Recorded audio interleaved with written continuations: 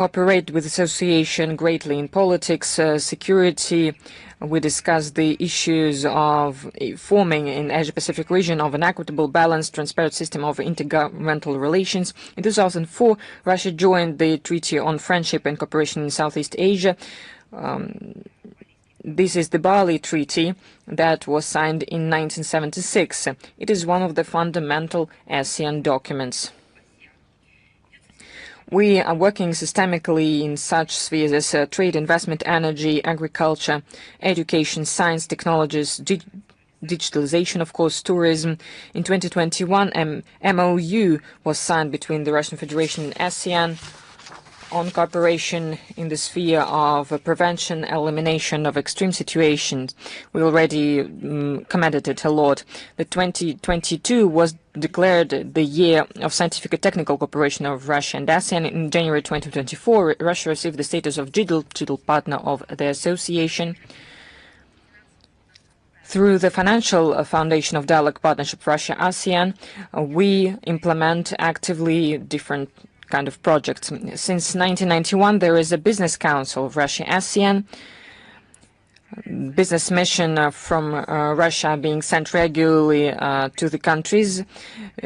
In the context of the St. Petersburg International Economic Forum and Eastern Economic Forum, we have business dialogues with the association on the platform of the Business Investment Summit of ASEAN that is annually held at the same time as the ASEAN summits. We organize thematic sessions on the issues of Russia-ASEAN interaction.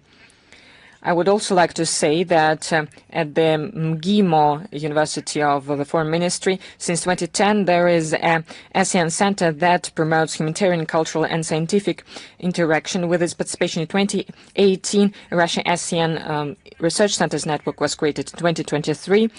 A master's program was started in the University Political Economy of Strategic Partnership Russia-ASEAN. Let's continue with Ukraine. Ukrainian neo-Nazi regime, with the active support, with the sponsorship of their Western supervisors, continues terrorizing civilians, as well as the civilian infrastructure. This is absolutely clearly formulated. Over the past week, the UAF affected 2,077 of our citizens, 43 killed, 234 injured, including 18 minors. I'm going to give you specific facts, so that there, in the states of world minority, would say that they do not know anything. Belgorod region, the 3rd of 9th of June, the strikes of the UAF, 6 people killed, more than 30, including 2 teenagers, injured. Bryansk region, June the 3rd, the 9th, the enemy drones affected 13 people, among them 6 kids.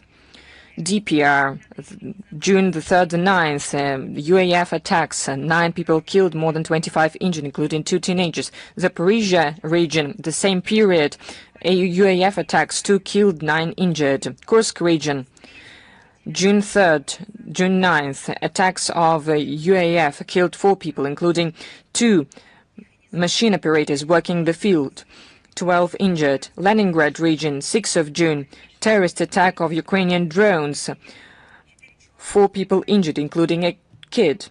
LPR, June 3rd, 9th, UAF shellings, 2 killed, 6 injured, including 2 teenagers. The crimes of the Kiev regime is that these teenagers were just riding bicycles. The Republic of Crimea, June 3rd, 9th, a drone attack against civilian facilities in Simferopol and passenger trains, 5 killed, 11 injured. Sebastopol, 6th of June, a drone attack, 2 people injured. St. Petersburg, 6th of June, UAV attack, 3 injured. Tver region, the 6th of June, a UAV attack, 1 person killed. Kherson region, June 3rd, 9th, air attacks and shelling, 6 people killed, no less than 12 injured.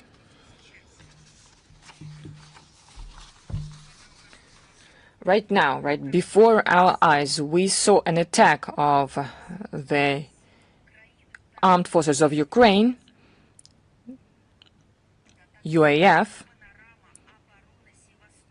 Their panorama of Sebastopol protection, which is called 1854-1855. According to the information that I see, it is absolutely destroyed. This panorama, the defense of Sebastopol, is a worldwide known work of art dedicated to the key battle of the Crimean War, to the fight for the Malakoff kurgan on the 6th of June of 1855, when the Russian forces fought against the English-French army that was much bigger than their army. This is one more evidence why the Westerners use the Kiev regime for their own interests. They need to destroy the evidence of their own crimes, of their own defeats. They already have experience in destroying historical monuments on their own territory, and now they need to destroy their monuments on the territory of the post-Soviet space. They try to destroy monuments with our own hands, disseminating these false historical, pseudo-historical materials and books, trying to influence our internal policy. And then, when they failed, they used the Kiev regime and the drones and explosives and then artillery. They are trying to destroy these monuments physically without covering up their involvement. This is another barbarian act committed by the Kiev regime against a civilian facility. As the head of Sebastopol said, the barbarians affected a thing that really is valued by the residents of the city, trying to destroy our essence. Only these frenzied people could do something like this and attack a museum. So I think this is a very good assessment of what we have seen. But they will be held responsible for everything done. The Russian law enforcement organs continue to accumulate evidence to punish the Kiev regime functionaries, militants, and the foreign mercenaries. 23 years of sentence was given to the militant of National Guard of Ukraine, Igor Gurkusha, who killed a civilian in March 2022. 14 years sentence was given to a Polish mercenary, Wojciech Piotr Ważny, who is now internationally wanted. We regularly speak about this, and you know, this is the work of our law enforcement organs on the front line. In the front, brothers, sisters, they work. This is what was said by our president. The barbarianism continues in Ukraine, and it is something that they do against themselves, in fact. The 6th of June is a celebration of the world level. This is the birth of the great Russian poet Alexander Pushkin. Traditionally, we celebrate the day of the Russian language this day. And I would like to remind that Pushkin is not just our heritage. The Russian language is not only our heritage. This is a world language. This is a language of the UN. But the Kiev regime that started war against everything related to Russia, first of all, the Russian language, Pushkin is a personal enemy, and the 6th of June for them is not a celebration, is not a national day. It is an important day for the whole world, but not for the Kiev regime. So the monuments to this great poet in Ukraine are being destroyed with maniacal methodicalness. They didn't even spare the monument in Odessa. And why shouldn't they have it destroyed? Because it is located in the borders of the UNESCO World Heritage object, and it was built in the end of the 19th century on the money of the residents of the city. And during all these decades and the centuries, there was an inscription to Alexander Pushkin from the residents of Odessa. But the Kiev regime deprived the residents of Odessa of this monument. The Kiev regime also deprived the residents of Odessa of their citizenship, of their position as citizens, of understanding of the fact what is a citizen. They deprive them of their historical memory, consciousness. Is there a cure for this? Resistance, even internal resistance, understanding that this is a real, true act of barbarianism of the 21st century. Under this sign of depushkinization, we see a fight against culture, Russian language, Russian literature, historical memory, the heritage of the civilization. The June 1st, the Odessa court banned the organization Ismail Pushkin Society. It is its name which dealt this organization, researched the works of the poet. This is their only crime. They were researching Russian literature, Slavic culture. And also there was a club of young Pushkinists in the context of this organization. So why has it become something illegal? This organization existed for 29 years. As Zelensky said, can we say that it has something to do with communism ideology, the Soviet times, maybe some kind of Russian imperialism? No, it existed for 29 years, so these are modern times. This is new Ukraine that was independent and created itself, the organization like this. But the SBU saw in this a threat to national security, in the fact that they were researching the works of Alexander Pushkin. June the 2nd, the Poltava city council introduced a ban on the Russian contact in the city. So it was not something related to the content, but the fact it was related to the Russian language. They're speaking about the public use of Russian films, music, books, theater performances. Sprachenführer Yelena Ivanovska, that everyone knows, declared it, and she said before these bans are only viable for the Russian products. They do not concern the content in the Russian language, as she said, that was produced in Ukraine. According to her plan, the use of the Russian language must be paid. She proposes increasing fines for violating language legislation tenfold. According to media reports, the corresponding proposal has already been submitted to Parliament. The next step apparently will be fines for thinking in Russian. In his immortal works, Alexander Pushkin celebrated the ideals of love, friendship, honor, and loyalty to duty and the fatherland, and freedom, by the way. These values, as we see, are alien to the Kiev political party that usurped power and turned into a junta. They have different guiding principles. For example, Ivan Mazeppa, who in modern Ukraine has been elevated to the rank of a national hero alongside Nazis like Stepan Bandera, Roman Shukevich, and various Petluras and Melniks and so on and so forth. And Alexander Pushkin wrote about this differently in his Poltava poem, that he loves nothing, that he is ready to shed blood like water, that he despises freedom, that there is no fatherland for him. This was said about the traitor Ivan Mazeppa. It is him that, how Pushkin characterized him, and it is him that Ukrainian nationalists worship, not Pushkin but Mazeppa.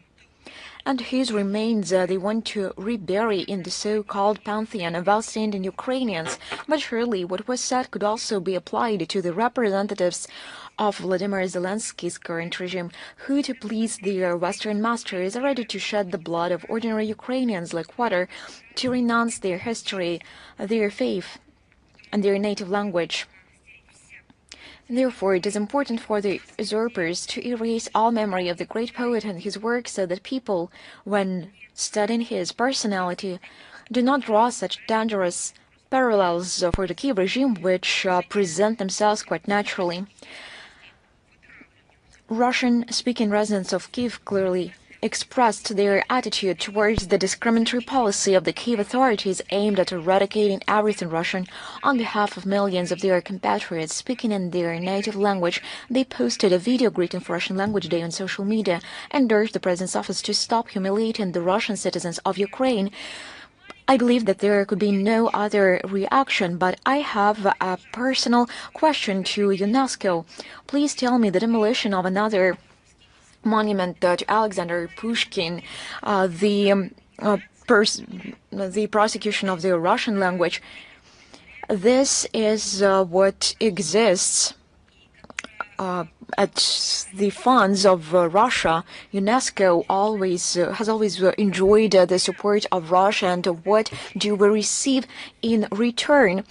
Our permanent mission in Paris will remind UNESCO Secretariat of its direct obligation not merely to respond to such incidents, but also to work in this direction. Also, I would like to add something to make this picture full. Also, in Kiev, amid the frenzied rejoicing of this regime propagandists, the monument to the great Russian writer Mikhail Bulgakov was dismantled near the famous house of the Turbin, where he lived in his youth, and where his literary memorial museum is located. This is once again one more fact for UNESCO, which exposed the criminal character of Vladimir Zelensky's policy.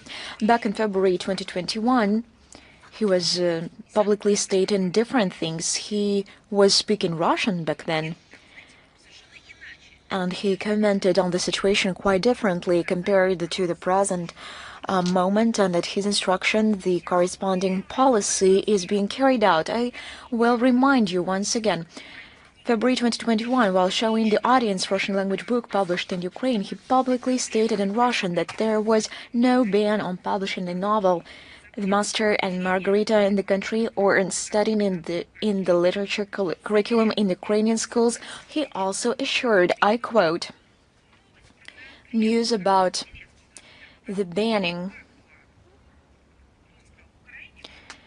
of Bulgakov in Ukraine is, as Professor Preobrazhensky would say, nonsense of a cosmic scale," unquote. Today, we see that the nonsense of a cosmic scale is being built and is being constructed in Ukraine by the hands of Zelensky and his accomplices, and they are in no way ashamed of this. It is the impression, we have the impression that they are proud of this, but there is as little detail. They deceived their own people, not everyone. Mikhail Bulgakov has been removed from the school curriculum. Monuments have been torn down, and in recent years in Ukraine, according to official Ukrainian data alone, over 11 million books in Russian have been destroyed. And they are pretending that they are not barbarians, that they are not Nazis. Also, we noted the optimistic report regarding a supposed breakthrough in negotiations between Budapest and Kyiv on ensuring the rights of the Hungarian national minority living in Ukraine. According to the Hungarian side, Kyiv has allegedly taken a compromise position. How can we speak about a compromise? The international community has put its names down the rights of peoples to education, to the native language, to access to history, and now we have to speak about compromise. Let it be so. According to the Hungarian side, the Kiev regime has committed to restoring the system of national schools where the Hungarian language will be freely used outside the educational process as well, where there will be an opportunity to take final exams in Hungarian language and literature and receive a graduation certificate in Hungarian. In settlements where the share of the Hungarian population exceeds 10%, it will supposedly be possible to use Hungarian national symbols as well as use the Hungarian language when providing medical care at sports and cultural events and political activities and in the organization of national holidays. In exchange for this, Budapest is ready to agree to the opening of the first negotiating cluster on Ukraine's accession to the European Union. In general, one could be happy for the Transcarpathian Hungarians that, against the backdrop of systemic violations of the rights of national minorities, I would say elimination and demolition of their rights in Ukraine, some progress has emerged for them, at least at one direction. But there is a little detail in this aspect as well. Now, it refers only the reached agreements in the Action Plan for Ukraine, the implementation of which is needed to advance the country along the European path. In practice, however, the situation of Ukrainian Hungarians has not changed. Kyiv's obligations are not legally enshrined and remain promises, the value of which is well known. At the example of Mikhail Bulgakov. What did Zelensky said back in 2020? Языке и школьной программе можно уделять им время. Что мы видим сегодня? Ну, я об этом уже сейчас сказала. Кстати, еще одна цитата, мне кажется, здесь будет более чем уместна.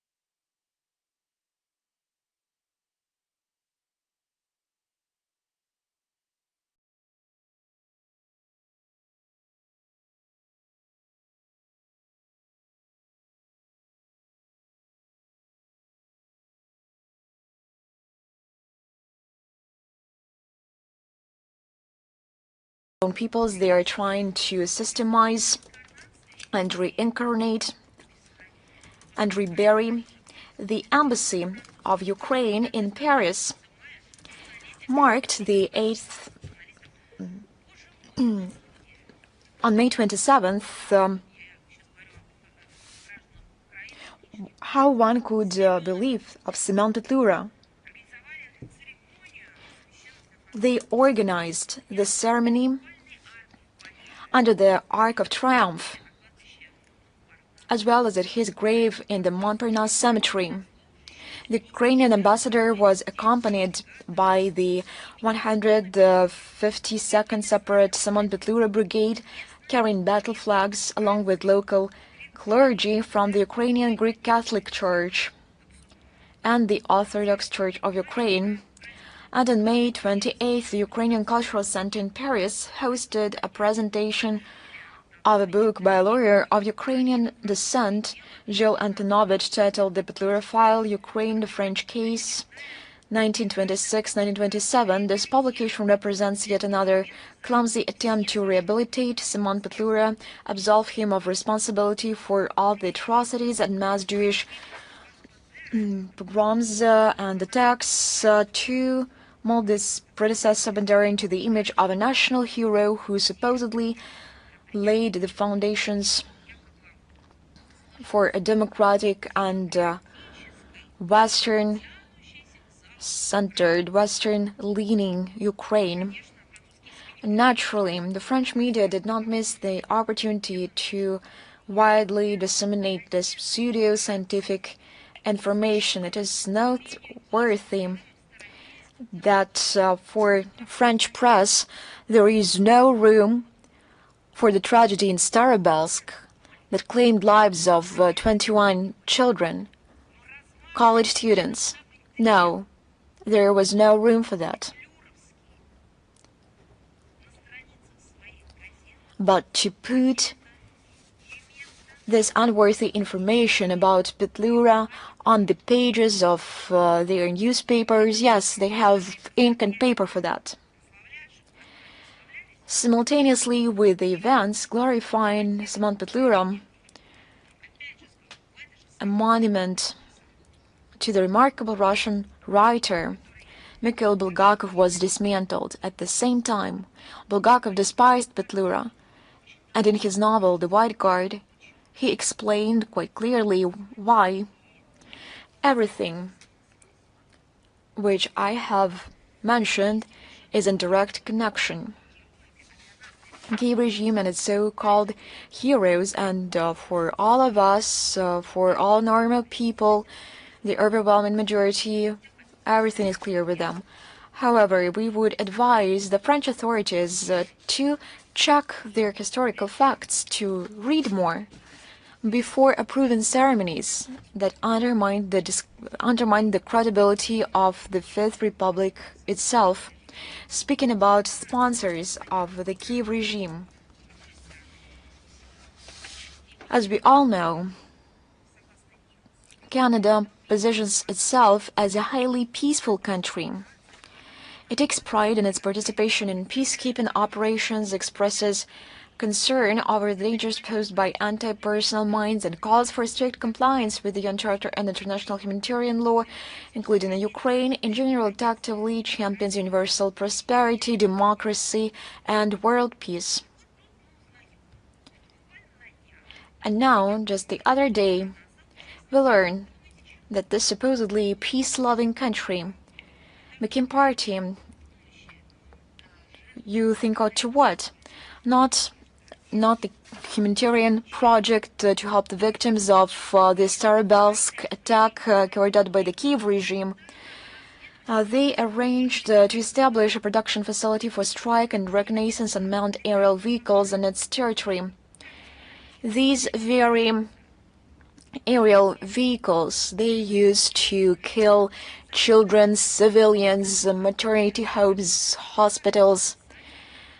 The very aerial vehicles they use to strike paramedics, firefighters, rescue services. On May 25th, with the support of the Canadian Department of National Defence, a joint venture was established within private company Sentinel from the Canadian province of Ontario and the Kiev-based company Aerologics. They signed an agreement on intellectual property and licensing, which includes knowledge and experience sharing.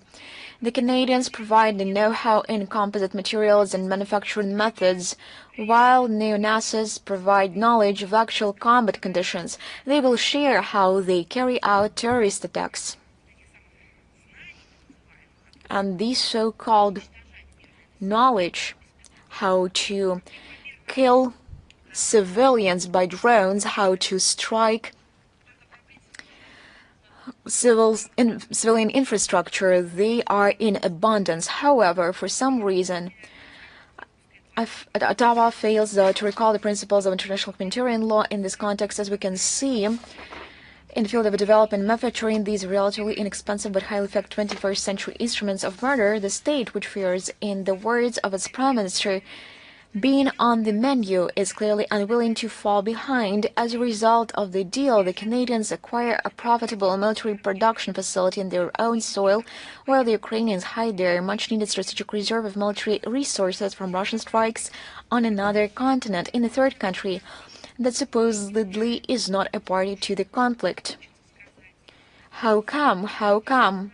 We see it all, we know it all, we make the corresponding conclusions. The new joint venture plans to produce several thousand UAVs per year. The Canadians intend to begin rolling out the products, and I must emphasize these are deadly multi-purpose low-flying fixed-wing drones with a range of up to 500 kilometers before the end of this year. You know, this refers to the New Year Act of peace-loving. The Canadian Military Department will purchase the finished items from Sentinel and transfer them to the Ukrainian Armed Forces free of charge. All products will be supplied to Ukraine, officially for use against the armed forces of the Russian Federation. But to put it in plain terms, to kill Russians. Do you remember how George Bush Jr. said that the goal of the Kiev regime is to kill as many Russians as possible? Thus, as we can see, Canada has moved to a qualitatively new level of involvement in the Ukrainian crisis. All masks have been discarded, and the true-based nature of what is by no means a peace-loving state, but rather a warmonger, seeking to further fuel the Russian-Ukrainian conflict by all possible means, has been laid bare. We reserve the right to an adequate response, and we will factor these new circumstances into our military political planning, and we will for sure publish the correspondent addresses of these production facilities on the territory of Canada. People must know about this. The situation around Moldova. On June the 2nd, the charge d'affaires of Russia was handed a note of protest at the Moldovan Foreign Ministry, claiming that a supposedly Russian explosive-laden unmanned aerial vehicle crashed in Galati, Romania on May 29. So, I would just recall you. So, an incident occurs in Romania, not Moldova, yet Chisinau sounds the alarm, and Chisinau is not interested in the fact that they are being drawn into a anti-peace-loving course, which is not peculiar to Moldova. Chisinau does not any evidence that the UAV has no Russian origin. Their main goal is to score Russophobic points and demonstrate their solidarity with Bucharest. Moldovan experts openly point out that the surge in anti-Russian drone hysteria in the Republic is linked to plans to open the first negotiating cluster on Moldova's accession to the European Union in the near future, as well as the upcoming second Moldova-EU summit in Brussels on June 22nd. In its eagerness to show loyalty to Brussels officials, Chisinau continues to signal its readiness to join the EU, even at the cost of losing its independence, sovereignty and national identity. Unlike Russian diplomats are being called to the Foreign Ministry of Moldova not giving any evidence, we do have evidence. The Vice Premier, Minister of Economic Development and Digitalization of Republic, Evgeniy Makescu, said on June the 2nd that in the context of joining of the EU, there is a Plan B of official Chisinau, which includes uniting with Romania. If it will happen if a treaty on joining the EU will not be signed till the end of 2028. So can you imagine this alternative given to the citizens of Moldova?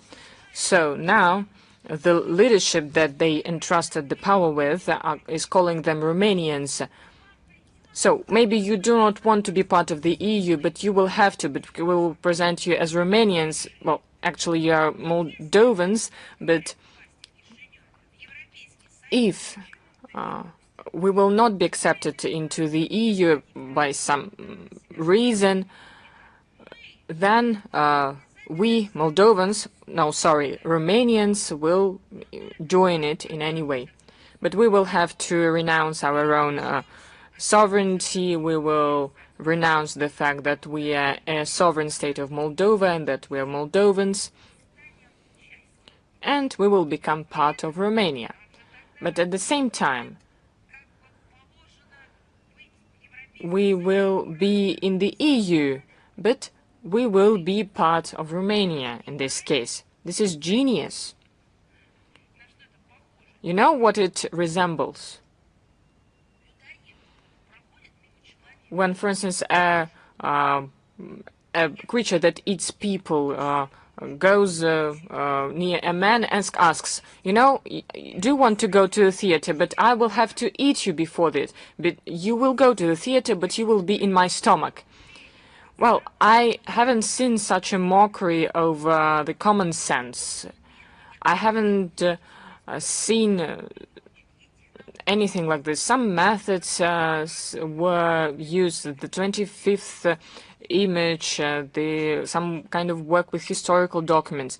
But so outright... Союз, становитесь частью другого государства, ну так открыто, я, пожалуй, и не припомню, чтобы делали. Этот самый министр молдавский, не знаю, может, он себя уже румынским называет, отметил, что не видит в этом угрозы.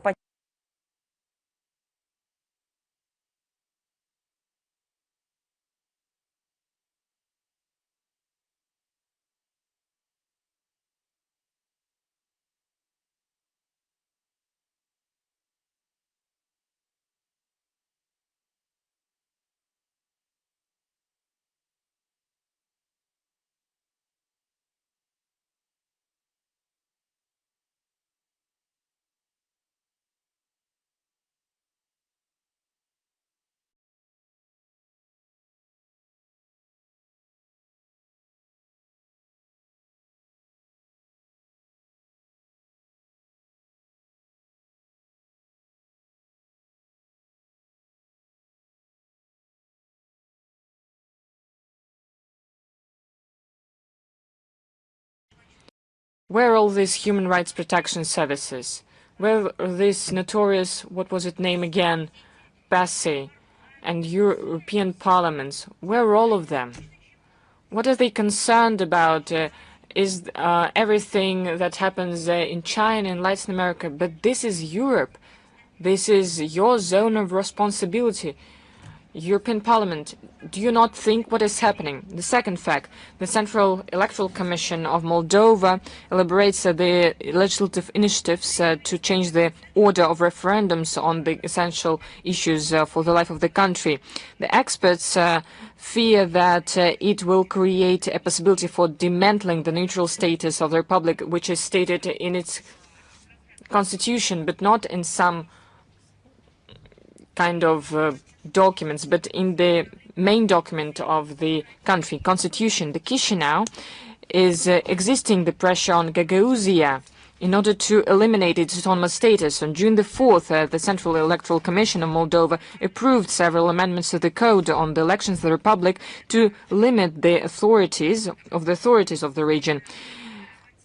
So the Comrade will not have an opportunity to form its own electoral commission. A new structure will be created that will be fully controlled by Chisinau, the Central Electoral Council. The candidates of this council will be verified by law enforcement structures of Moldova, including the Information Security Service. Another fact, the offensive on the Russian language continues and everything that is associated with Russia. On May the 27th, the diplomats of our embassy in Moldova gave to a library in Comrade books in the Russian language, classical Russian literature, Russian journal, Russian field. But then these books were seized, by, as you have known very well, by the Security Information Service of Moldova under the pretext, which is very interesting, verification for extremist content. Of course. Well, it's Russian classics. Anyone can find it there.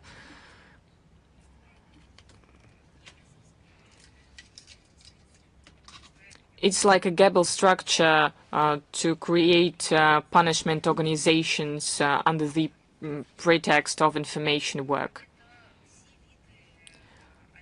These are all types of anti-utopias and utopias that were described by Orwell and many others, like the Ministry of Truth and the same. So the Chisinau regime's everything to gain points before Brussels in order to join this European family. And in fact, the existence of Moldova is on the map right now. And the opinion of common Moldovans is being ignored. This is the true phase of Euro integration. Well, if we're speaking about human rights, well, as we're speaking about the European continent, attention is not being paid to this problem, but we, with our Belarus colleagues, have prepared the third joint report on the situation with the human rights in certain countries. It was prepared by the foreign ministers of two countries. This continuation of annual work of our ministries to draw attention of the international community to the real threats in this sphere. This report will be presented on June the 30th, as well as on July the 7th and July the 9th in the Executive Committee of CIS in Minsk, in the headquarters of the OSCE in Vienna, and on the margins of the 62nd session of the UN Council on Human Rights in Geneva. There is additional materials in this regard. We have gathered information about the serious problems of the modern times, the decimation of ideology that justifies inequality. In fact, we see racism, discrimination, lack of tolerance. The danger is that this ideology and methods are being used by the West to preserve the dominance that they have lost, and they are trying to return it at any cost. Now through direct colonial exploitation, and now through neo-colonial means and practices. They want to continue these 500 years of dominance.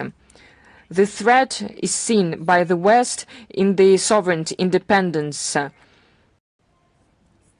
of the countries that in their history, by their labor, their fight, have gained the right to be sovereign and independent. The confrontation is increasing. Прямого силового вмешательства, а порой просто похищения законных руководителей. Такая циничная практика наблюдается на Украине, в Ближнем Востоке, в Центральной Азии, на Южном Кавказе, конечно, в Латинской Америке. Запад, который дискредитировал собственную модель развития и, конечно,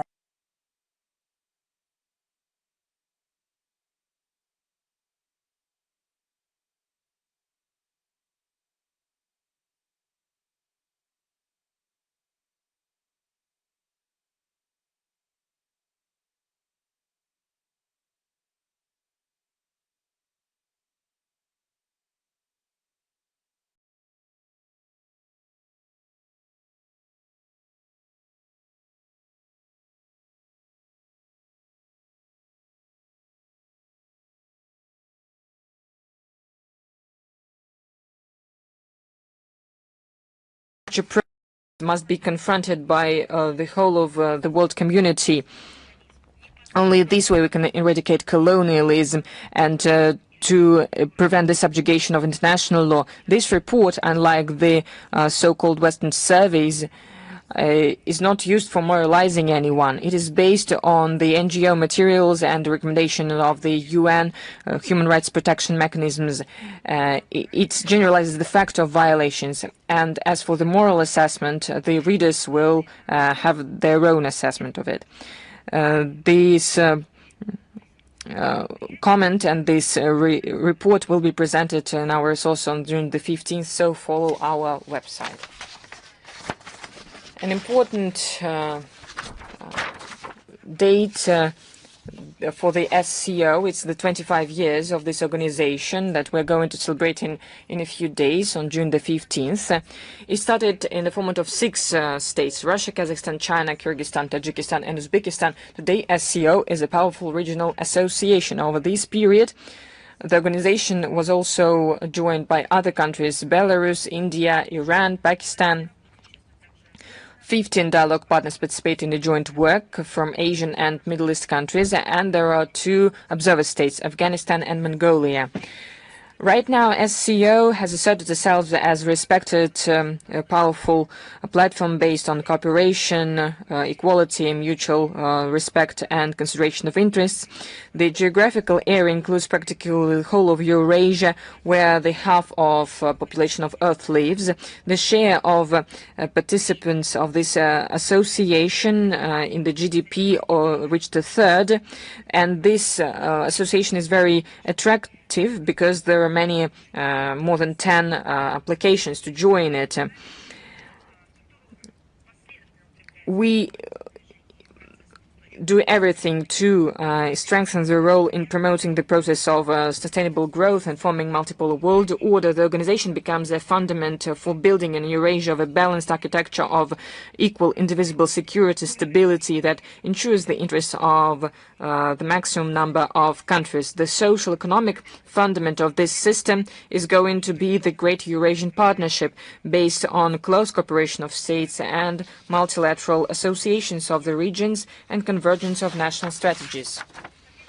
Specific measures for further development of interaction in the spheres of policy, security, economy, and cultural humanitarian ties will be considered at the next session of the Council of Heads of State and the summit and the format of SCO Plus celebrated will be held in Bishkek on August 31st, September 1st, and at the Council of Heads of State in October 19th, 20th in Dushanbe. Contribution to strengthen economic and business cooperation in the SCO area was a special thematic session organized by initiative of the Trade and Commerce Chamber of Russia on the 4th of June during the St. Petersburg International Economic Forum. Russia will continue to supporting the presidency of Kyrgyzstan that is being held under the motto of 25 years of SCO, together to the sustainable peace, development and prosperity. We are concerned that together we will give additional momentum and dynamics to its further evolution.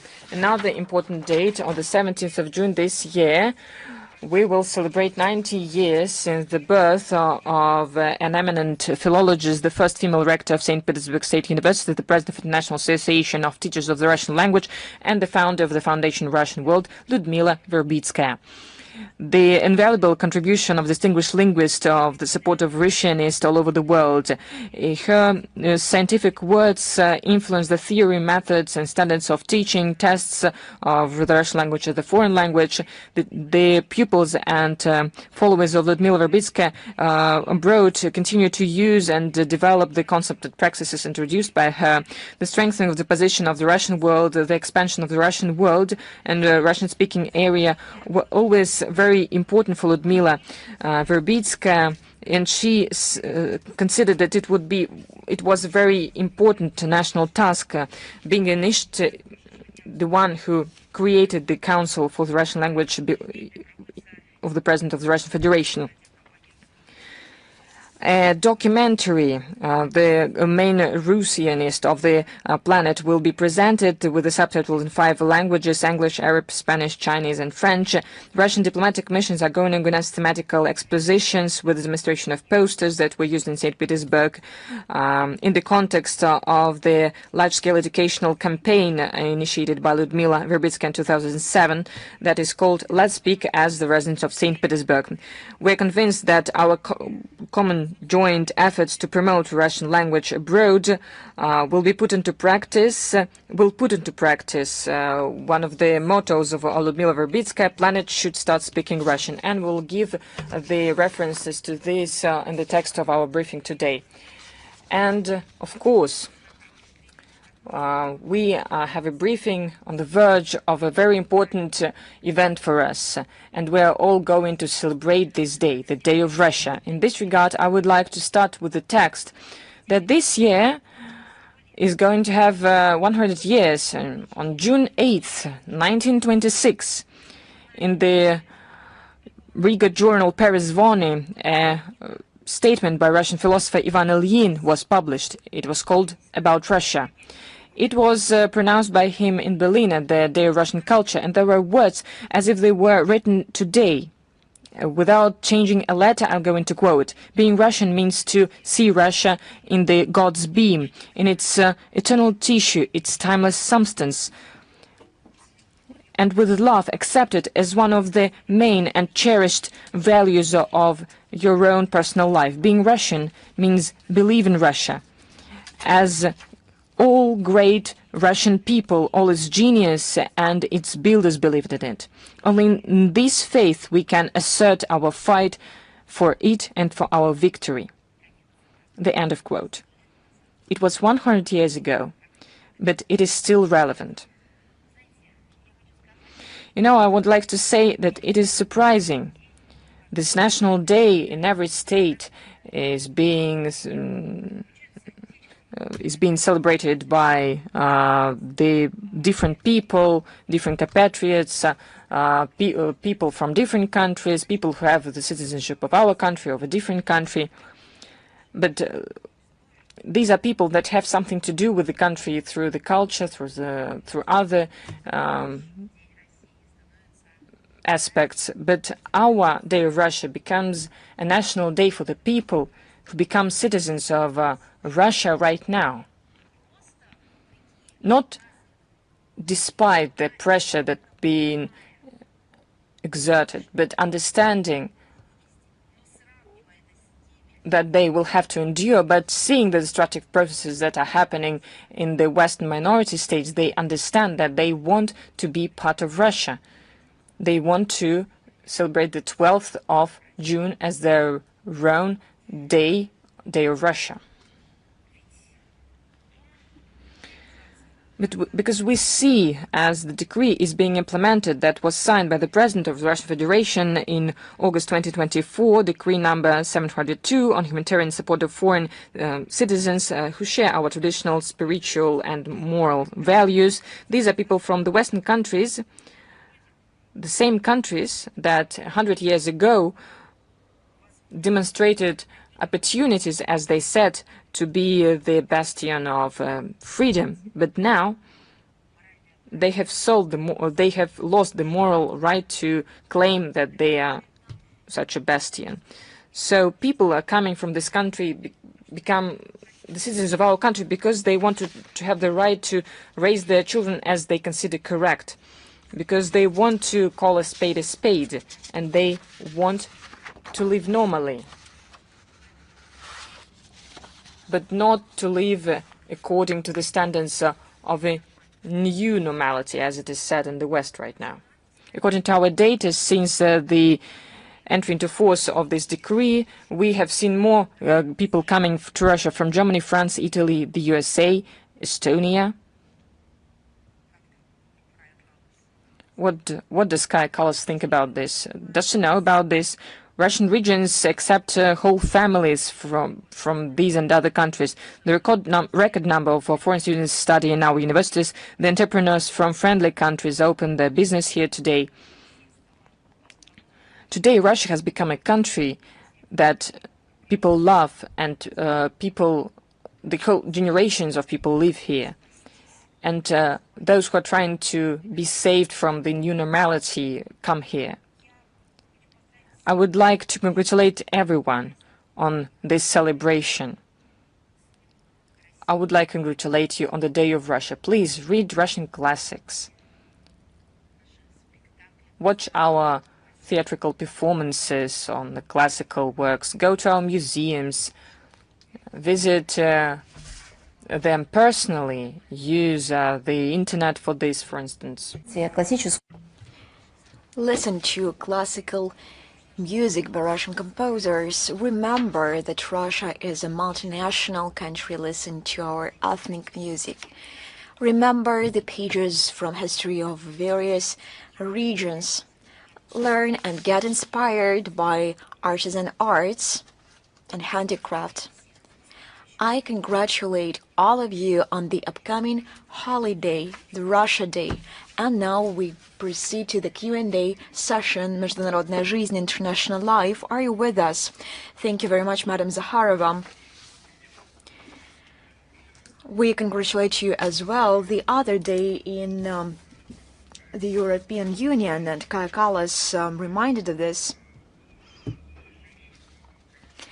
They issued the permission to detain warships in the Mediterranean Sea, the tankers that Brussels refers to the so-called Shadow Fleet, and is suspected in transporting the Russian oil. What do you think about this? And doesn't this remind you of letters of reprisal?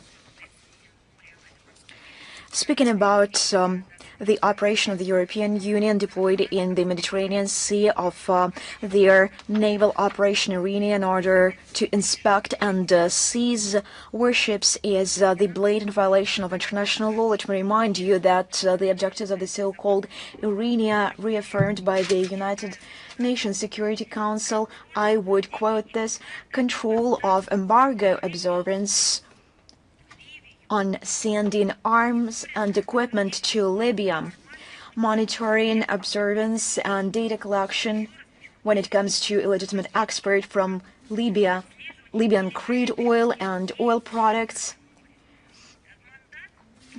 and also inspecting illegal human trafficking in open seas. This mandate expired this past May.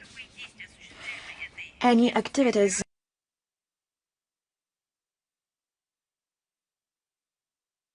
carried out by this European Union operation towards waters without consent of Tripoli are considered to be illegal. Also, I would like to remind you that the notion of the shadow fleet that they use does not exist in the international legal framework. If they find it somewhere, let them show it. This is the political fiction of the European Union and its member states of this Russophobic minority.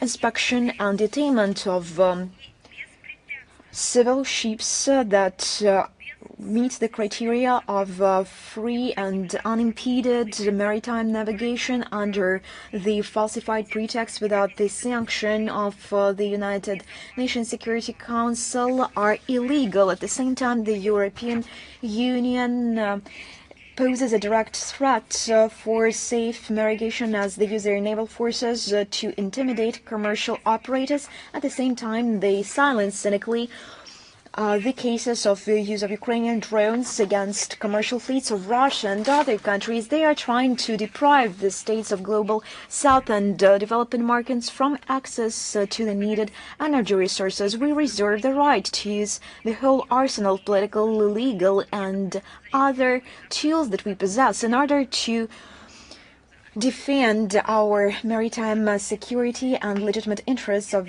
shippers and vessel owners. The responsibility to any incidents and escalation in the Mediterranean Sea will belong to the initiators of the escalation, represented by Kai Kallas and her company. Thank you very much. We are moving forward. RIA News, are you with us? Good afternoon. I would like to congratulate you on this occasion as well. Today we have one question. On June 16, 2006, the Russian-Kazakhstan intergovernmental agreement entered into force, launching the Eurasian Development Bank. How would you comment on this anniversary? Let me just remind you that Russia and Kazakhstan stood at the very origins of the Eurasian Development Bank and are its key participants. Between 2009 and 2011, Armenia, Tajikistan, Belarus, and Kyrgyzstan joined. In 2025, last year, Uzbekistan also became a member. Currently, Oman is completing domestic procedures to become a shareholder of the Eurasian Development Bank. Thus, the financial institution will soon significantly expand its geography and expertise correspondingly. Over its 20 years of existence, the bank has become one of the key development institutions in the region and has proven the strong demand for its analytical capabilities. We have to note that the EDB's unwavering priority has always been the implementation of projects with an integration effect. From a sectoral perspective, the largest share of investments goes to initiatives in the mining and chemical industries, energy transport, and the financial sector. Despite illegitimate unilateral measures imposed by Western countries against individual member states of the bank, the EDB's loan portfolio has shown stable positive dynamics in recent years. The financial institution has already reached the mark of $21 billion in approved financing from 2022 to 2025. The volume of loans issued by the bank amounted to $9.15 billion, which is 1.5 times more than the estimates for 2018-2021. Thank you so much. Союзный TV channel, are you with us?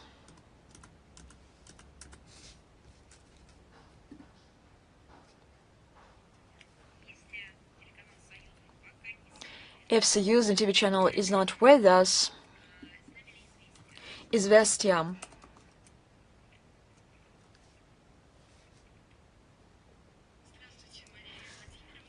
Good afternoon, Madam Zakharova. Let me also congratulate you on the upcoming holiday. We have several questions to you today. Thank you so much. We congratulate you as well.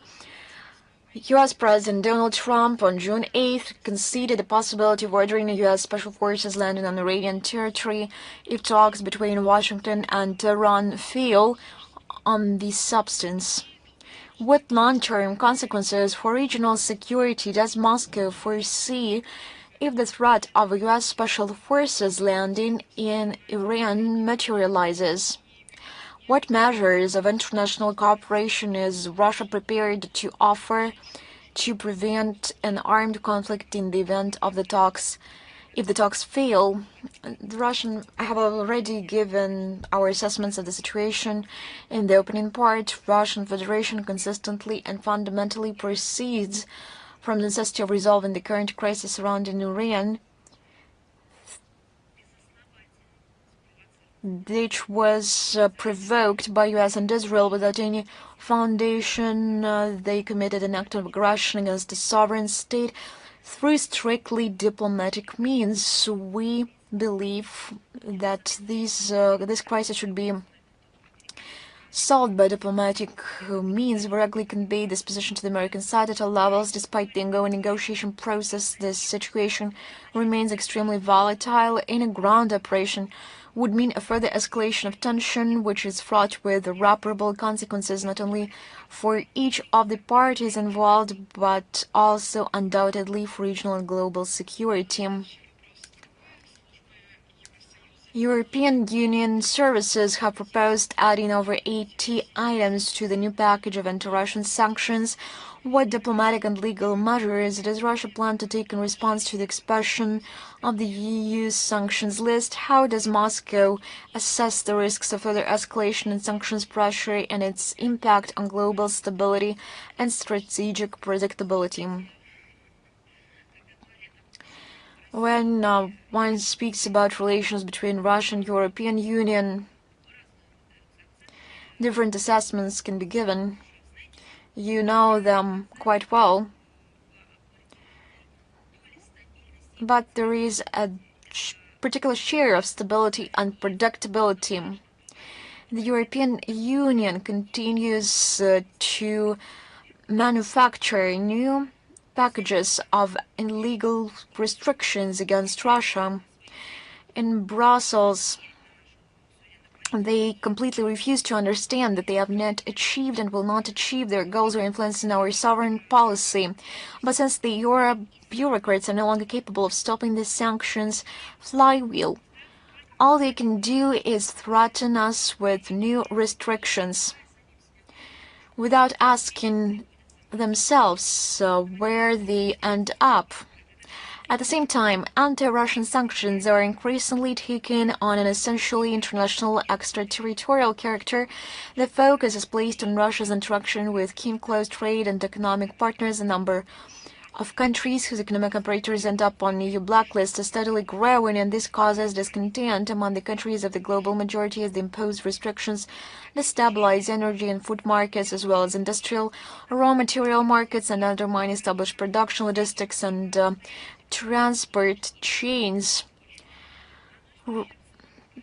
This also affects Brussels itself. Russia strongly condemns any legitimate unilateral coercive measures. More and more states share and support this approach, and naturally effective and tough steps will follow from our side in response to yet another EU sanctions package. Thank you very much. China Media Corporation, are you with us? Good afternoon, Madam Zakharova.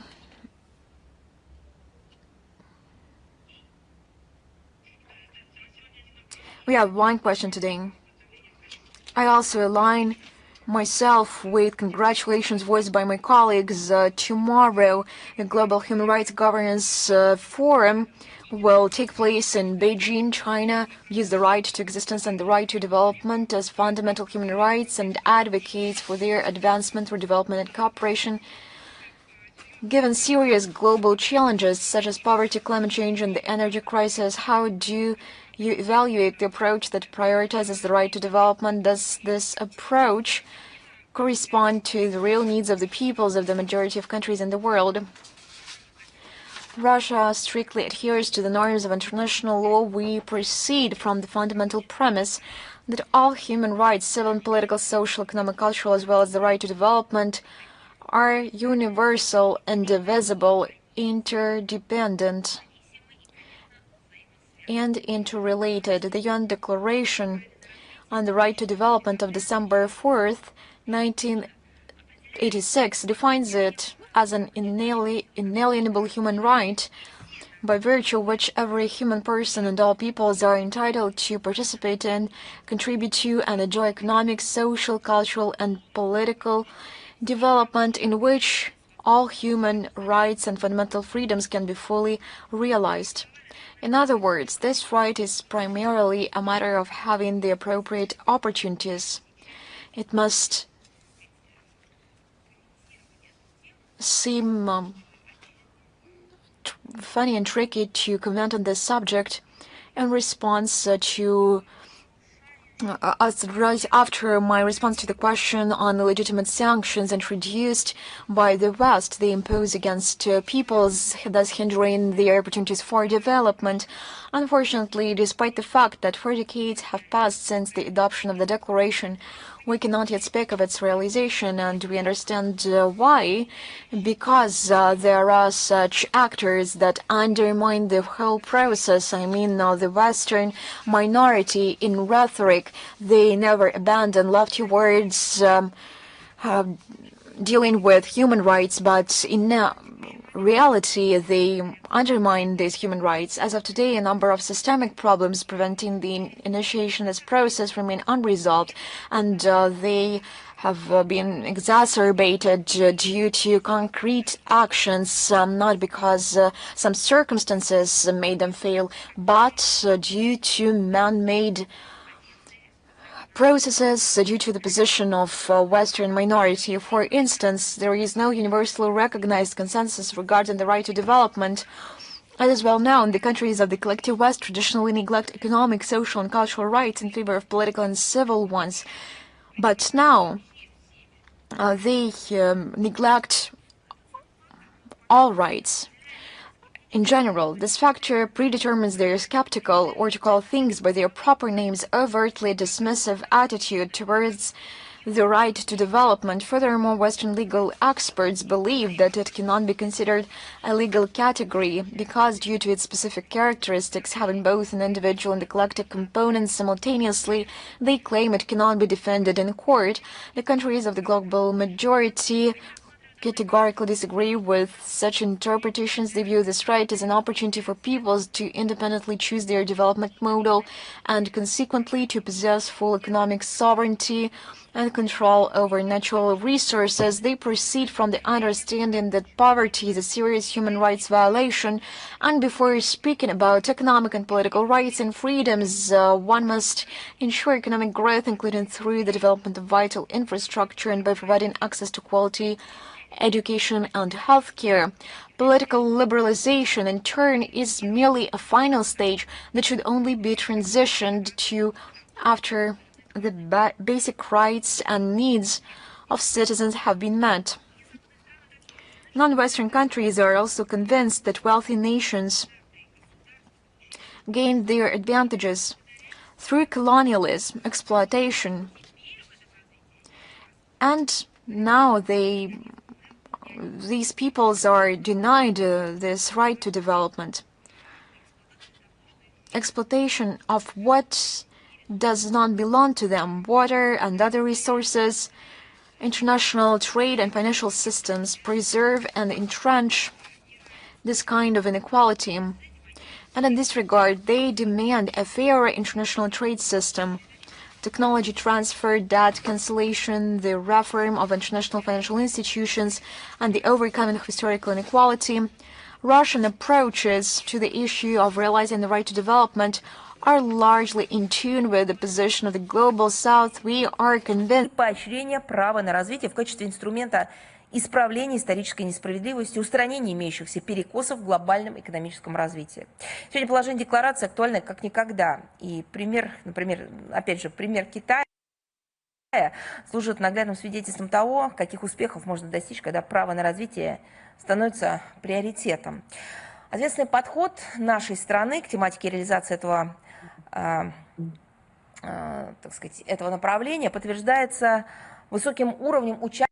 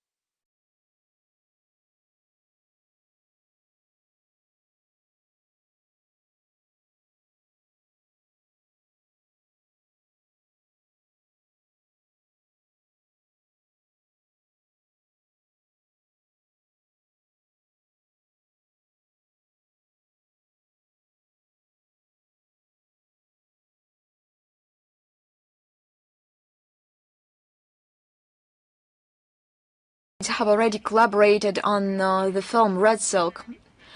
Are there other plans for cooperation? What proposals do you have for strengthening cooperation between China and Russia in the humanitarian sphere? Thank you. Russian-Chinese cooperation in the field of film production takes a special place in our humanitarian ties between our countries. The holding of the cross years of culture in 2024-2025 has given bilateral cooperation in this area a new dynamic and a new quality of development.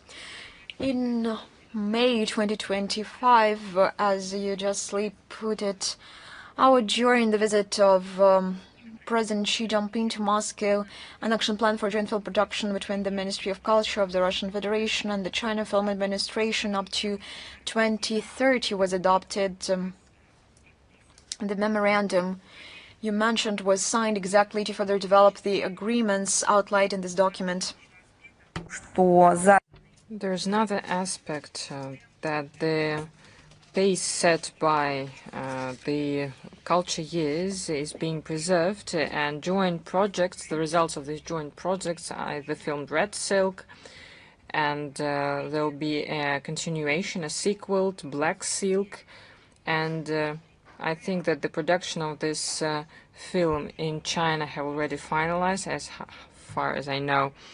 And we hope that the viewers on both sides of the border will be interested in this film. We also work on other interesting cinema projects. I would also like to point out that our cooperation is large-scale and multifaceted in the sphere of the cinema. Representatives of the cinema industry participate actively in the competitions and the festivals in Russia and China. You have seen that our Russian films were presented at the Beijing International Cinema Festival on April 16, 25 this year. China's cinemas were presented at the Moscow International Film Festival.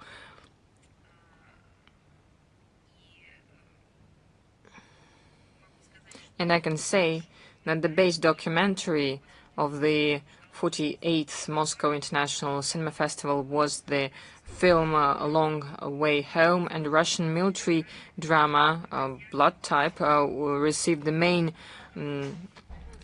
award of the Asian Festival of the films in Macau, the Gold Petrel. And we regularly have working meetings of cinema workers of both countries. The festival that you mentioned, the Festival of Chinese Cinema, it was started in Russia this week in Moscow, Yekaterinburg, and Vladivostok. This is a great example of interaction. This year we have planned a Festival of Russian Cinema in China. These events are also included in our calendar.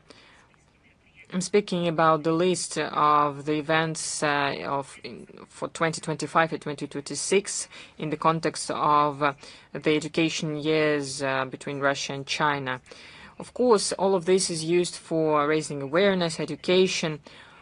Of course, this is also a way to enjoy ourselves, but at the same time, it includes this educational element. The task of this educational activity is to introduce the culture to the young people of both countries. We're neighbors, we have common history, we have good prospects, so let us wish these festivals to implement their tasks, and all the best. And I can remember the Chinese cinema producers who were on the festival, brilliant Butterfly. In the previous year it was the first festival, and this year it is going to be presented once again, and all the countries can have an opportunity to send their films to this festival. And I can remember that there were Chinese film producers, and we were positively shocked by the attention that was given to their work in Moscow when the organizers of Diamond Butterfly received them. So what can we say? The high level of relations reached between our states allows to have good prospects in all the spheres of humanitarian interaction, including, of course, such genre loved by the people as cinema. So we hope we will strengthen these dynamics, develop relevant ties in these and other spheres. Thank you very much. Rita, are you here? Madam Zakharova, good afternoon. We're here. We have a question about Syria. On Saturday, Russian-Syrian Business Council said that Moscow is going to have a full-scale support for the creation of logistic hub on the base of Port Tartus for dissemination of Russian goods in Syria and in the nearby markets, and to simplify settlements. Can we speak about the strengthening of trade and economic cooperation between Russia and Syria? What are the further plans of Russia regarding Syria, and what Russia is going to do with its military bases in Tartus and Maymin? well, if you understand clearly that the military presence, military cooperation, usually from the point of view of information, is conducted in a closed format, understandably. We have spoken in detail about this topic during regular briefings, answering to the appearing questions. Our cooperation between Russia and Syria, is developing very actively. We are expanding multifaceted interaction between our countries, and this work continues. The state agencies as well as the entrepreneurs are involved in this activity. This is actively used to promote a Russian-Syrian Commission on trade, economic and scientific and technical cooperation. In the contacts with Syrian partners, we discuss our presence in the Syrian Arab Republic in the context of possible reforming of the functions of the Russian military facilities. But of course, once again, this question should be referred to our Ministry of Defense. Thank you. Thank you. Bold News are here. Yes, Madam Zakharova, I thank you. We congratulate you on the Day of Russia. You too. The State Court of Estonia supported the parliament, saying that the law on the breach of ties with the Moscow Patriarchy is a constitutional one, and despite the position of the president who didn't sign the law. Is it a gross violation of the believers who want to preserve their spiritual tie with the Russian Orthodox Church, and how the foreign ministry can protect their compatriots? You know, everything that happens in Estonia, the native country of Kaja Kallas, I think that this country will be known for her as well, given the extraordinary nature of this political figure. Everything that has happened there causes just one thing, just one desire to say, well, have fear of the God. I think this phrase can be absolutely used in this sphere, because you cannot include politics in religion. There is no document that allows to do this, but there is a great number of documents that bans such kind of actions. We condemn such actions because they are going to violate such rights as the freedom of religion, the freedom of religious assembly. We will remind that Estonia participates in international agreements that regulate the interaction of the state with the religion. So, in fact, this country follows legal obligations to abstain from discrimination regarding religious organizations. However, Estonian authorities, I will remind, Estonia, the native country of Kaja Kallas, consciously violating the provisions of International Convention on Elimination of all the forms of racial discrimination of 1965, International Pact of Civil and Political Rights of 1966, European Convention on Human Rights of 1950, the Framework Convention on the Protection of National Minorities of the Council of Europe of 1995, and the Charter of the European Union on the Fundamental Rights of 2000. Now you understand why they are replacing international law with the rules-based order, because their rules contradict the right that, with their participation, was created. Russia will not turn a blind eye to it. We will raise the topic of the violation of rights and discrimination in Estonia of Orthodox Christian Church at the international platforms of the Third Committee of the UN General Assembly, UN Council on the Human Rights, and the OSCE Permanent Council, and in the context of human rights protection organizations. And also UNESCO has something to do on this track, so we will try to get an adequate reaction of the world community to the arbitrariness that happens in Estonia. So this is some demonic actions that are happening there. Thank you very much. Thank you. Portal News.ru, are you here? Good afternoon, Madam Zakharova. I congratulate you on the Day of Russia and the whole of diplomatic corps that is in Moscow and all over the world. Thank you very much. Thank you indeed. I congratulate everyone on this day, everyone who has something to do with it, and those who love our country. Thank you very much. Thank you.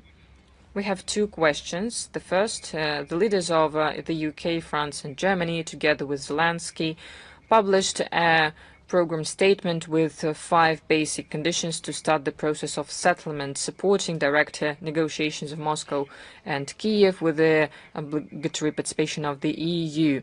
They include reliable, legally binding guarantees of security for Ukraine, including the deployment of multinational forces and the preservation of the frozen Russian assets before the full compensation of the damages. What Moscow thinks about these conditions, is it a realistic basis for negotiations? Globally, I can say that there is nothing new in it. I would like to point out the assessments that were given to the role in the modern context. The President of Russia, he assessed the negotiation efforts of these countries, as well as their relevant actions, our current actions on the Ukrainian track. You can see the statement of our president at the St. Petersburg Forum when he spoke at the plenary session. As for the direct activity, in the nearest time we're going to publish a material. I think it will be tomorrow, so just follow it closely. So the second question, how could you comment the decision of the EU to provide Ukraine with $5.9 billion to buy drones? There was a recent statement by Kaja Kallas. Is it a last step before the EU enters the direct conflict with Russia? Well, the countries that you mentioned before, the UK, France and Germany, well, UK is not part of the EU, but France and Germany are part of the EU. And they're very active. They set the tone. Well, which is very interesting, because on one side they're speaking about peace, but in the context of the EU collectively, with the participation of France and Germany, they decided to give Ukraine almost 6 billion euros to buy drones, as if they do not understand that drones are not used to extinguish fires or for fertilizing fields, but these drones are used to kill civilians. So where's your truth? What side are you on? When you will determine your own position? Right now, the EU, of course, is the main driving force of the Western party of war. So they are supporting the terrorist activity of Kiev afloat. They're supporting the economy of production. They're not investing in culture or education. They're not interested in the development of Ukraine in the sphere of social aspects. No, they're sponsoring the terrorist activity of the Kiev regime. If we take the June of 2026, the help of Ukraine to Ukraine from the EU and its member states for military purposes was 75 billion euros. So they could use this money to implement Minsk Accords and make Ukraine one of the leading economies, not of Europe, but of the whole world. They could create so many enterprises. They could bring their business there, education, digital companies. They could build ports, railway stations. They could renew the whole park of passenger transport vehicles, from buses to the best trains. All of this 70 billion euros, they could be invested in the real future of Ukraine. That would be an example of humanism, of the human rights, of freedom that the EU is bragging all the time about. So for the nearest 2 times, the EU is going to provide 60 billion more only for military support of the Kiev regime. Part of it, as you mentioned, is going to be used for paying for the drones. There is no doubt what these drones are going to be used for. There's also a program for training of Ukrainian military. They deployed in their territory joint military and industrial enterprises, becoming a place where the armaments are being produced for the armed Ukrainian forces. So this makes the EU elites not only someone who participates in the Ukrainian crimes, but they will be responsible for the possible rapid escalation of the current conflict with unpredictable consequences. Thank you very much.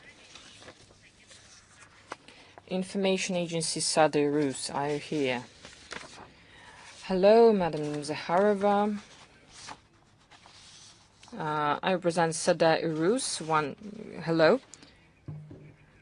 I would like to congratulate you sincerely on the Day of Russia. And I would like to wish you peace, prosperity to the Russian Federation. We started celebrating with the foreign students this important day because the students are studying here the Russian literature. So, well, I would like to ask a question. On the margins of the St. Petersburg International Economic Forum, the Vice Minister of Industry and Trade of the Russian Federation, Roman Chekushov, informed about the possible opportunity of signing an agreement of free trade between the EAEU and Pakistan. What is the assessment of the Foreign Ministry of the prospects of this agreement and its meaning for the development of economic cooperation between Russia, EAU, and Pakistan? There is work underway to research the potential economic effects from having a free trade zone between the EAEU and Pakistan. For this, a joint research group with participation of experts of both sides was created. We hope that as a result, we will set official negotiations to liberalize trade. I would like to underline that it was Russia since 2024 being an initiator of including Pakistan into the list of promising EAEU partners. At the same time, we need to take into account that both processes, the work of the group and the official consultations, can take some time necessary for creating qualitative content for the document. Potentially, we can say that the agreement will contribute to strengthening trade economic cooperation between the EAEU and Pakistan, opening new foreign markets for the producers of all sides of all countries that will participate in this format, and it can be an important element of future greater Eurasian partnership. And there is a second question. On the margins of the session of the Council of Foreign Ministers of SCO in Bishkek, Russia and Pakistan signed an agreement on cooperation in the sphere of countering illegal migration and fighting illegal drug trafficking. According to the Foreign Ministry, what is the significance of these agreements for further strengthening of Russian-Pakistani relations and expansion of practical cooperation between two countries? I can confirm that on the margins of the Council of the Foreign Ministers of the member countries of SCO in Bishkek on June the 5th, the Minister of the Interior of the Russian Federation, Vladimir Kolokoltsev, and the Minister of the Interior and the Control of Drug Trafficking of Pakistan, Maxine Razi-Naqvi, signed several bilateral documents, namely the agreement between the government of the Russian Federation and the government of the Islamic Republic of Pakistan on readmission, and executive protocol on implementation, and MOU between the Ministry of the Interior of Russia and the Ministry of Interior and the Control on Drug Trafficking of Pakistan on cooperation in the fight against new psychoactive substances. These documents have become a in addition to the bilateral legal basis. In particular, the readmission agreement is a crucial component in regulating migration process and is a contribution to the fight against illegal migration. The memorandum, to a certain extent, builds upon the provisions of the 2010 bilateral agreement on cooperation in combating the illicit trafficking of narcotic drugs, psychotropic substances, and their precursors. We expect that the signed agreements will facilitate expanded interaction between the law enforcement agencies of the two countries and streamline related procedural issues.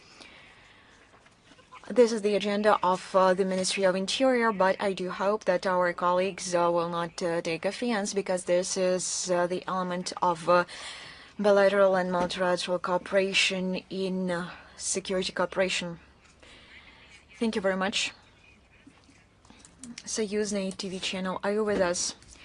Good afternoon, Madam Zakharova. Let me congratulate you on the upcoming holiday of the Day of Russia. Ambassador Berdiev called the inspections of Russian ships a practice that contradicts freedom of navigation. For weeks now, the world has been watching as certain countries have effectively legalized piracy in international waters for themselves. Pirates of the 21st century are no longer a metaphor. This is our reality. How can the civilized community fight this? What countermeasures to such Western actions does Russia propose, legal, economic, or forceful? What will help stop this trend? I will just begin by the fact that Ambassador at Large, Berdiev, has a very instructive and interesting TV channel. We will add a link to the text of today's briefing, and he shares his professional view on the development of international economic issues and other relevant agenda items. The position is not new and embodies Russia's consistent line on this issue. It is based on international law and centuries old established customs in this area, which have a clear and well-formed interpretation. As you know, freedom of navigation on the high seas and in international straits is an unshakable legal principle that no one seriously disputes today. Yes, they violate this principle, but the very principle itself is not violated. Essentially, it is a key guarantee for the stable functioning of global supply chains and markets, including for essential goods such as energy, resources, food and fertilizers. Everything one cannot go without. This is the implementation of human rights, right to food, to medical assistance, to development. The West consistently advocates for the unimpeded movement of commercial cargo vessels. And just look how outraged they were at the situation in the Hormuz Strait.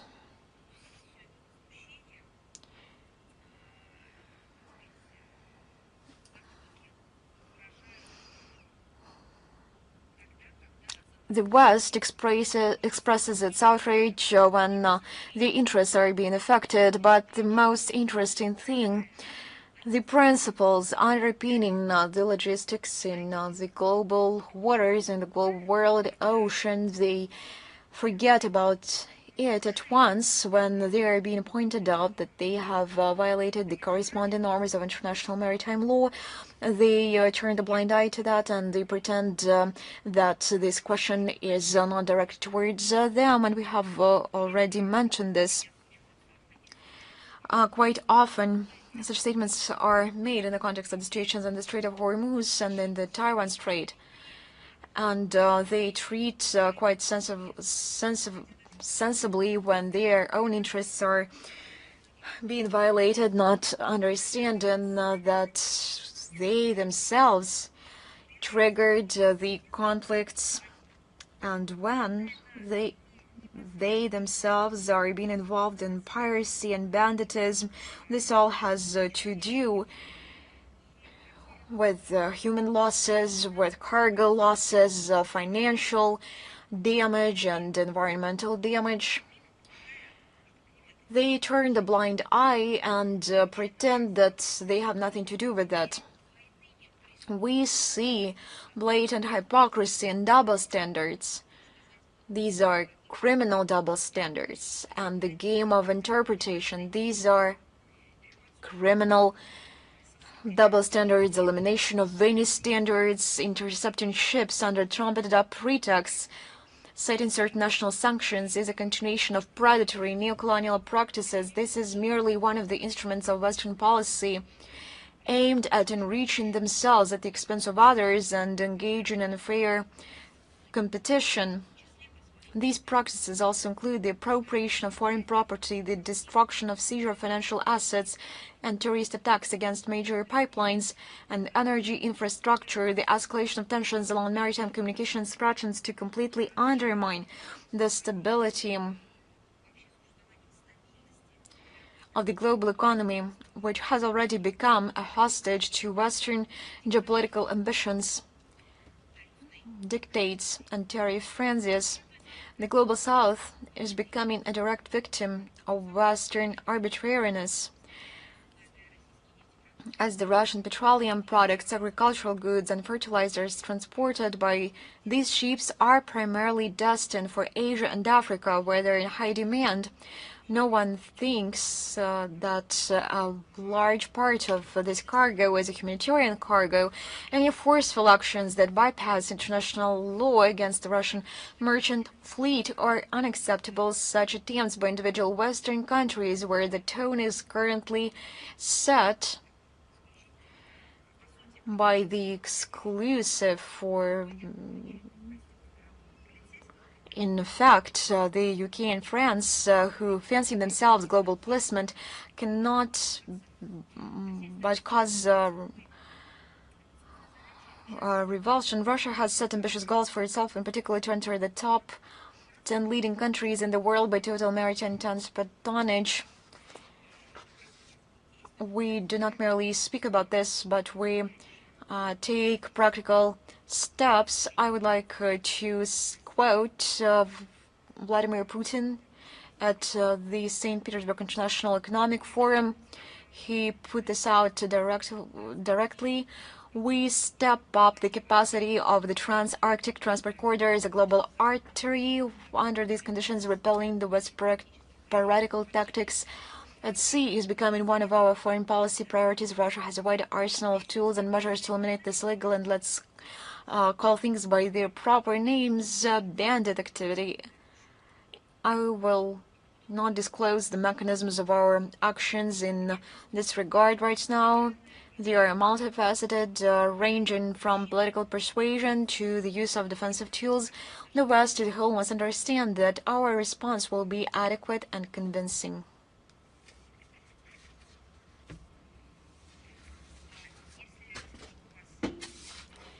If you have no other questions, TV Plus, are you with us?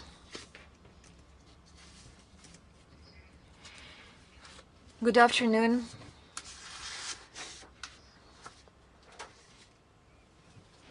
Speaking from TV Plus, I have a question. Unfortunately, my country is experiencing the Western pressure. We are facing criticism from the United States and the European Union that its position is not sufficiently harsh, its position towards Russia, I believe. What does Russia think of acting authorities in Georgia to oppose this pressure? And what support can be received from Georgian authorities? Let me get back to the quote of President Putin in Astana on November 28th, 2024. We can only adore the strength of the people of Georgia, because they did not allow the West to interfere into internal affairs of its countries. I believe that the potential of Georgia is not fully tapped, and let me express my own personal opinion. Georgia is not the largest and the most powerful state from the point of view of military or financial power. what is the source of its strength to oppose the Western pressure? I have many friends from Georgia, and I know many representatives of its culture. And I came to the understanding that the source of strength of Georgia is its faith and its own strength. And this became the rescue which helped Georgia not to get drowned into the Western narratives. The situation is going on for many years, and Tbilisi has made its own choice when it comes to guaranteeing the sovereignty of Georgian people and decency and own decency of its peoples. And sometimes people do not agree with the situation when they are being imposed a particular course, especially when it runs the country to its history. And we understand the attempts of Tbilisi to put an end to dictate from the outside. We are ready to deepen Russian-Georgian ties. They are the key drivers for economic upheaval in Georgia, and we are doing this with an open heart. I will reiterate, Moscow is ready to extend our cooperation where it is mutually beneficial and built on the basis of mutual respect. Thank you very much. Congratulations. Lenta Ru, are you with us? Good afternoon. I align myself with the congratulations of my colleagues on the occasion of Russia Day. We have two questions today. Both have to do with post-Soviet space. On the sidelines of SPF, former Moldovan President Igor Dodon stated that Moldova will lose Gagauzia and Transnistria if it unites with Romania. Will Russia be able to help these regions in any way if such a scenario unfolds?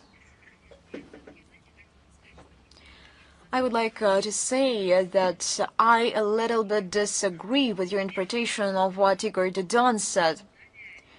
Moldova,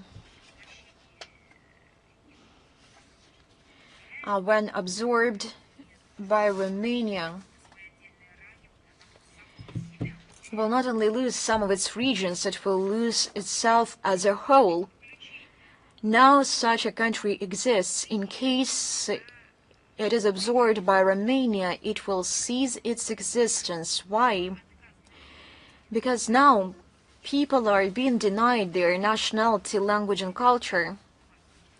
They are being called Romanians. And they are not referring to some prototypes, to some shared basis and foundation, to some shared roots. But now they call them Romanians. One will no longer be able to speak about Moldova because this very word will be stamped out from books and textbooks, and we speak about the quote by Igor Dodon. I believe that he referred to a scenario in a slightly different context. According to him, the most dangerous turn of events would be Moldova being dragged into the conflict in Ukraine through an escalation of the situation in Transnistria, which is exactly what radicals in Kiev and Chisinau are trying to achieve. Yes, such a threat exists, so we see it. Russia will do everything possible to prevent this, and we call on all those who value peace on the Dniester to make every effort to avert such a scenario. As for the hypothetical unification of Moldova with Romania, it is indeed increasingly being discussed in Chisinau as a plan B in case the European integration project fails. Obviously, the idea of joining Romania in order to enter the EU through its appeals to many representatives in the upper echelons of power in both countries, and I believe the recent this example is quite relevant. With an example, to eat a man with a manhunter, because it will be, when he suggests going to the theater, because it will be more convenient to bring it there. And we believe that Romanian people will make sovereign choice, understanding and proceeding from the facts. However, Gagauzia and Transnistria have a different foreign policy, strategic guidelines. They do not see themselves in either Romania or the European Union. Their residents, many of whom hold Russian citizenship, have repeatedly shown through elections that they strive to maintain the closest possible mutually beneficial relations with Russia. They see Russia as a protector country with which they share inseparable, multifaceted historical and civilizational ties, and we proceed from this premise. Thank you very much. My second question, going back to Kai Kallas, on June 8th, the EU High Representative, commenting on the result of the parliamentary elections in Armenia, stated that the country had made a choice in favor of a European future. The Armenian people, although under heavy pressure from Russia, nevertheless chose a European future, and that is a good thing, she noted. What is the foreign ministry's attitude toward such statements from Brussels, given that Armenia does not hold the candidate status? No one can get anything else from Kai Kallas, anything from lies, anything but lies. This goes in line with her biography. And perhaps the only person who might have not noticed this was the person who was not updated on the news, but any person who followed the agenda could notice that the European Union literally tried to manually control the electoral cycle. Here you had rapid response missions to hybrid threats, a massive landing, parties staging a political show in Yerevan in early May, at the very height of the election campaign, and the call by Ursula von der Leyen on June 4th, who urgently scraped together funds to support Armenia, and the cherry on top was the arrival of the head of the European Union delegation to the Republic Central Electoral Commission just before the vote count began. In short, for the sake of the desired result, Brussels easily turned a blind eye to democratic principles and its own slogans about non-interference in the internal affairs of a sovereign state, of non-involvement into election campaigns of sovereign nations. As for the voting results, the EU propaganda machine is once again trying to turn everything upside down here as well. As I noted in my commentary on June 8th, support for the Civil Contract Party, despite all the manipulations by the current authorities, including repressions against the pro-Russian opposition, not pressure, these are repressions, and the massive use of administrative resources has significantly decreased compared to the previous elections. There is a clear demand with American society of real dividends and not some that ones. And I just wonder, who will Armenia need to join in case the issue of European Union integration is brought up? Moldova will join Romania, and Armenia, it will join whom? This is the level of fraud and machination from Brussels is beyond understanding. The European Union structures deliberately imposed a false dilemma on Armenian society, artificially presenting the parliamentary elections as a fateful choice between the European Union and Russia. What does this have to do? This is a cynical manipulation that has nothing to do with the true interests of Armenian people. The goal is obvious: to split the republic from within, tear apart the historical and socioeconomic ties between the countries, between the peoples, let alone any sentiments. to undermine any kinds of contact between Russia and Armenia, expand its sphere of influence in the region, and turn Yerevan against Russia and Yerevan. Я просто напомню. In the context of all these statements by Ursula von der Leyen and Kaja Kallas, I'll remind that Armenia is not even a candidate for joining the EU, but Brussels already bragging about some kind of European future. And what is behind this idiom? Because the EU, in its current state, cannot offer to its partners nothing but economic stagnation, absolute unconscious arms race, extremely dangerous foreign policy adventures, including the joining the hostile anti-Russian policy. So when they called to Yerevan, why didn't they say anything about the economic indicators? It would be very interesting to listen. They could issue a press release with the data on the development, or better say, degradation of their economies. But there is a small nuance. We're not speaking about the EU. It's not the world majority that introduced sanctions in the EU, but the EU surviving still has good indicators. But this is, in fact, the opposite. The EU is introducing sanctions, attacks civil vessels, sponsors a terrorist regime in Kiev, and shows the degradation of their own economies. So, simply speaking, the lack of resources that was always replenished, the lack of these resources resulted in the actions in Ukraine and in other parts of the world. So under the source of the support of democracy and thinking processes, they started to close their economic lack of resources. So supporting the hostilities on the European continent, they even make the economic situation in their states even worse.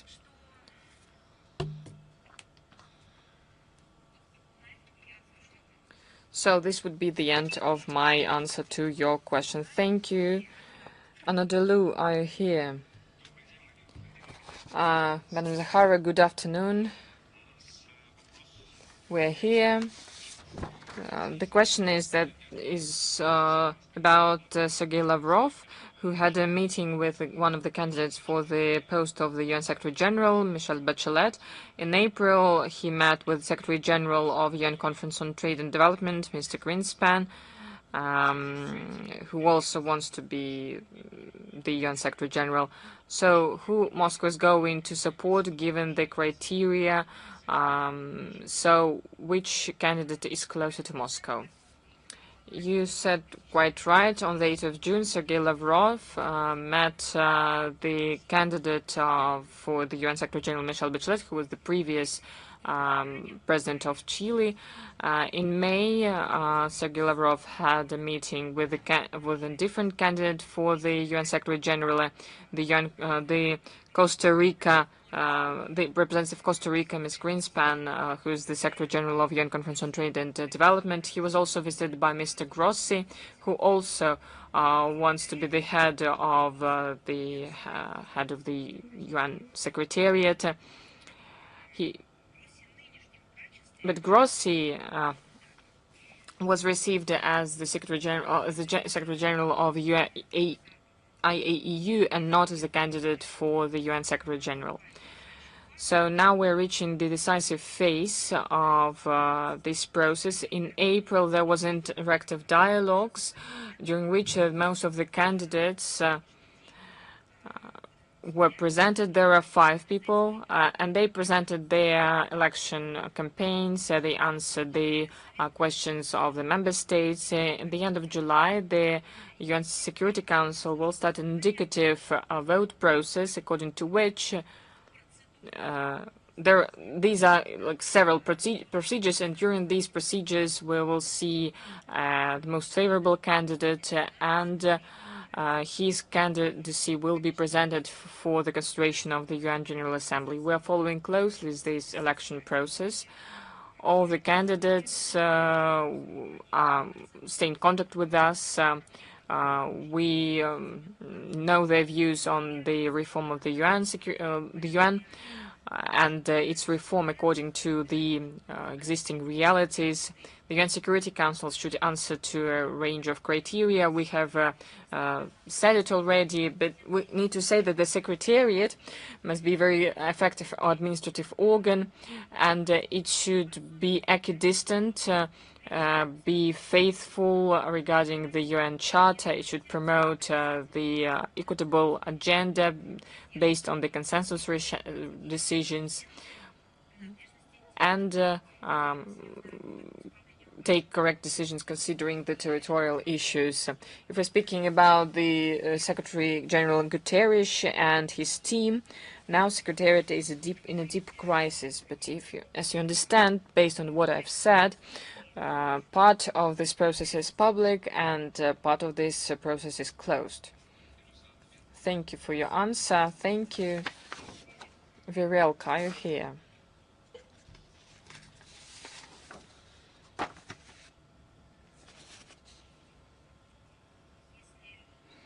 Well, if Virelka is not here, Al-Maidin, are you here? Yes, we're here, Madam Zakharova. I congratulate you on the Day of Russia. I congratulate everyone. I think that we should love Russia. Then there will be peace all over the world. Thank you very much. The question is, next one. What Russia thinks about the pressure of the US on Cuba? Well, a very clear question, a very clear answer. The position of the Russian Federation has not changed. We're still in full solidarity with Havana, and we condemn intimidation, the use of illegal unilateral limitative measures and interference into internal affairs of the sovereign Cuban state. In this context, the American blockade against Cuba is one of the methods of the U.S. administration of establishing their own control over the Liberty Island in the context of the attempts to revive the Monroe Doctrine. Thank you. Let's follow once again. Virelk, are you here? Yes, Madam Zakharova, we are here. Sorry, there was a technical problem. Once again, I congratulate you on the Day of Russia. I have two questions. We have answered the first issue, your assessment, the assessment of the elections in Armenia, but I would like to ask you about the dangers that were voiced after the elections by the political forces that want to preserve relations with Russia and develop relations with Russia. So we would like to hear your assessment about this. Well, please, once again, could you formulate the question, your opinion about the assessment and the threats against the opposition forces that want to preserve relations with Russia? I'll underline once again that on June 8th we gave a detailed comment of our position on this. And once again I would like to state that the atmosphere of the electoral process in Armenia, including many informations that confirmed the information, raised a lot of issues. If Yerevan is really truly ready to follow the principles of democracy and rule of law proclaimed by the Armenian leadership. So we will wait for the determining results of the elections in Moscow. We are following what is happening. The total pressure, and I would like to say, is unprecedented pressure on opposition. Arrests even on the day of the election. The arrests of politicians and public figures that stand for the interests of Armenia, and they stand for the preservation and strengthening of Russian-Armenian relations. We cannot understand it, and for us it is absolutely unacceptable.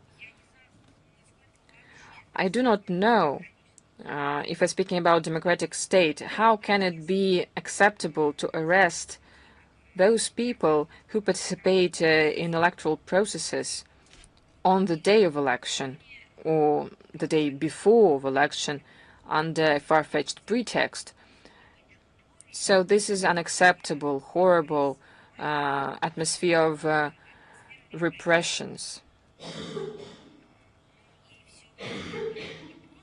All of this is not only bad in itself because it does not correspond to the declared track, it does not correspond to the legislation and legal obligations.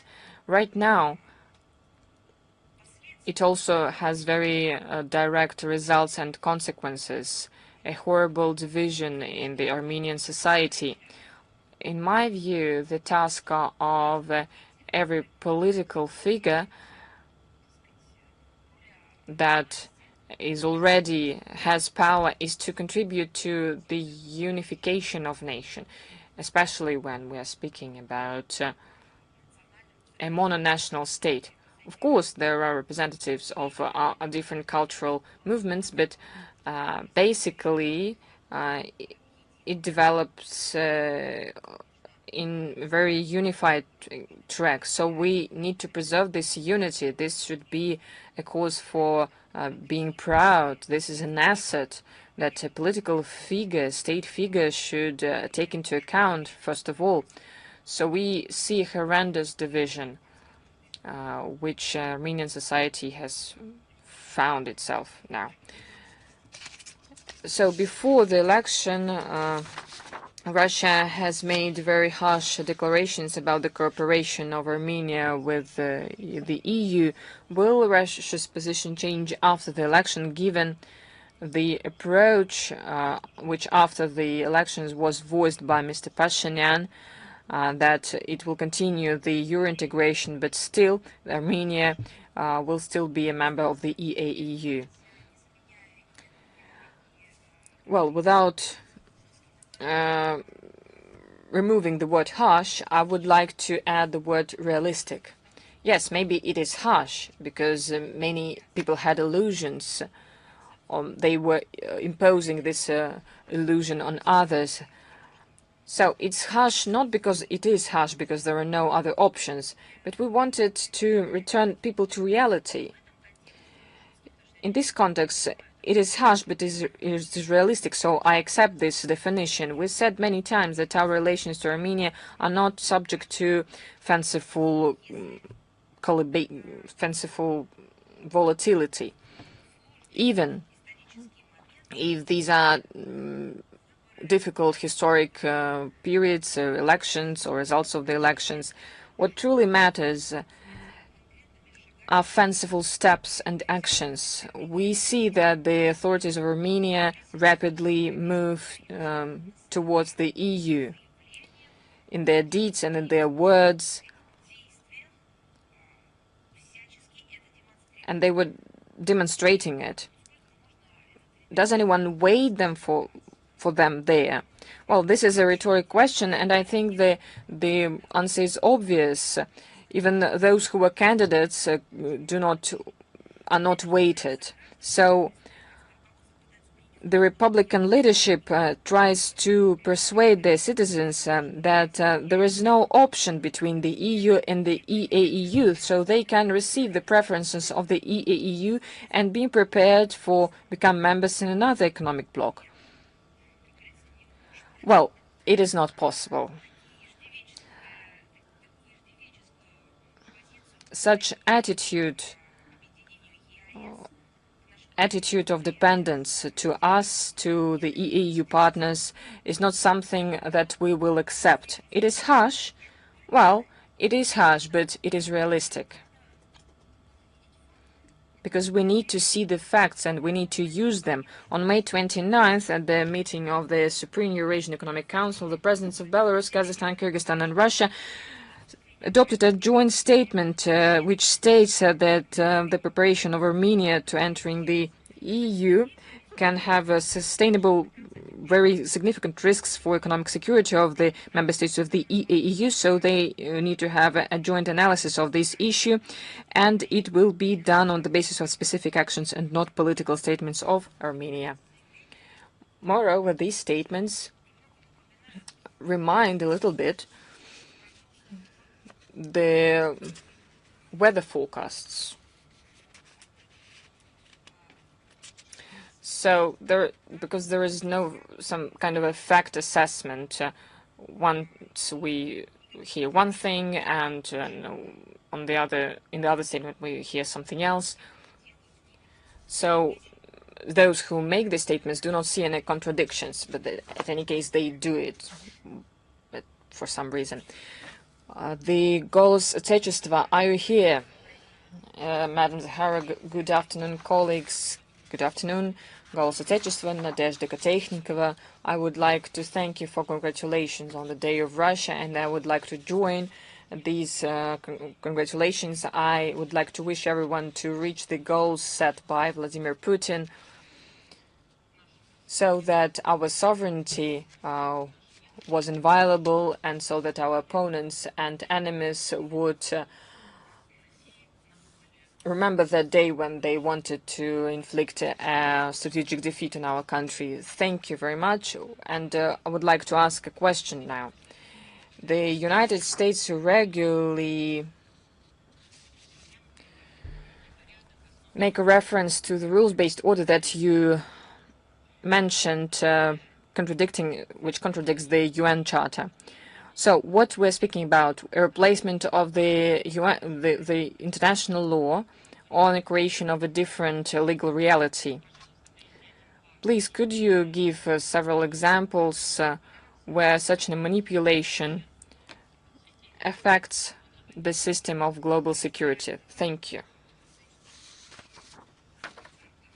Well, I'll start with the end. Well, I have given examples already. What are they doing in the sea, the seizure or the destruction or explosion, attacks against civilian vessels under the supposed pretext of the existence of shadow fleet. These are specific examples. There is international maritime law, which they signed.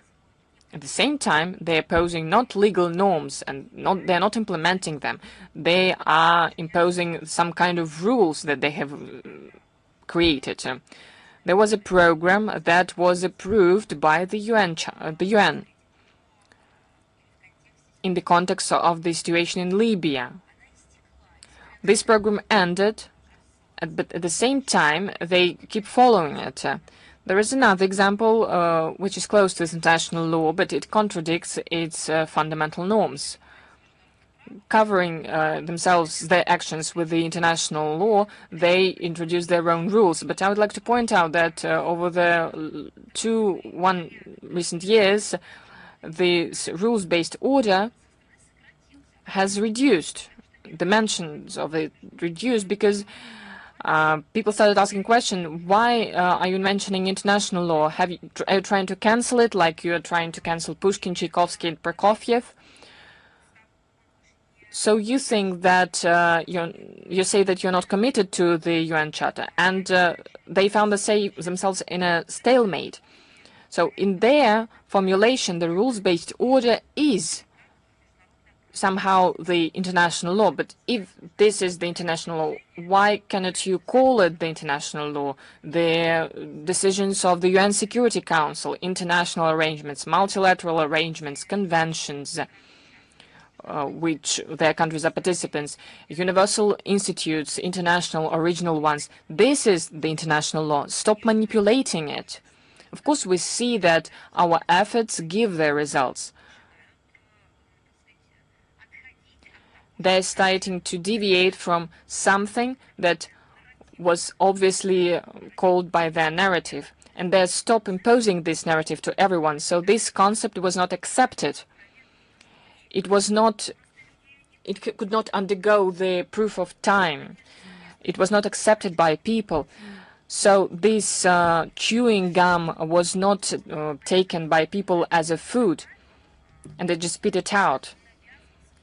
This approach was imposed over the 10-15 years. It all started long before from the political platforms. And I think that 7-8 years ago, Russia started actively to ring all the bells, sound the alarms, saying that right before our eyes we see the replacement. You know, there can be different kinds of theft. Sometimes you steal something, but sometimes there was a copy given instead of the original. This is how some artistic works are being stolen. So that the fact of stealth cannot be revealed at once. This counterfeit would hinder the investigation because the picture is still in place, and only afterwards, during the expertise, one will learn the truth. Something similar happened in this case. They wanted to steal the international law, to distort it somehow, and only on the place of international law, they put instead the rules-based order, which is known to no one. This is what they were going to do, and Russia started to attract the attention of everyone that such replacement is taking place with a direct objective to get rid of international law. These memes or narratives were heard from U.S. authorities and other Western officials. They were moving from one document to another.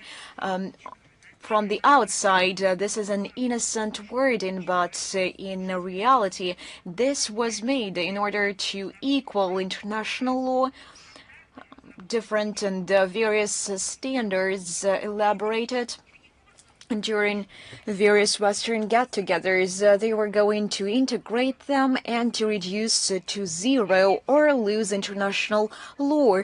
These pseudo-norms are being written to serve mercenary interests of Western states and are imposed on the rest of the world under the guise of being allegedly universally accepted. However, when it comes to true norms of international law, agreed upon by all interested states, the West likes to turn a blind eye or to open eyes whenever it suits them, and this necessity is being established by themselves. Russia consistently opposes this trend. The 2023 foreign policy concept of the Russian Federation states unambiguously the mechanism for the formation of universal international legal norms should be based on the free expression of the will of sovereign states, and the UN must remain the main platform for the progressive development and codification of international law. Further promotion of the concept of a rules-based world order is fraught with the destruction of the international legal system and other dangerous consequences for humanity. By the way, this is an quote. Madam Zakharova, thank you very much for such a detailed and instructive answer. News Front, are you with us? I also align myself with the congratulations on the occasion of Russia Day. I have two questions, if I may. The first one has to do with international terrorism. The Kiev regime continues to commit terrorist acts and sabotage against the civilian population of Russia amidst the deafening silence of the civilized world. In this regard, do you consider it necessary to hold a UN meeting and according to area formula to publicize and condemn the phenomenon of Kiev's terrorism? We systemically carry out information and explanatory work on the Ukrainian crisis at the UN. We draw attention to all high-profile crimes committed by the Kiev regime. It was Russia that requested the convening of an emergency UN Security Council meeting regarding the terrorist attack on Starobelsk on the very same day, May 22nd. Our permanent representative to the UN, Vasily Nebenzy, held a separate press conference on this matter.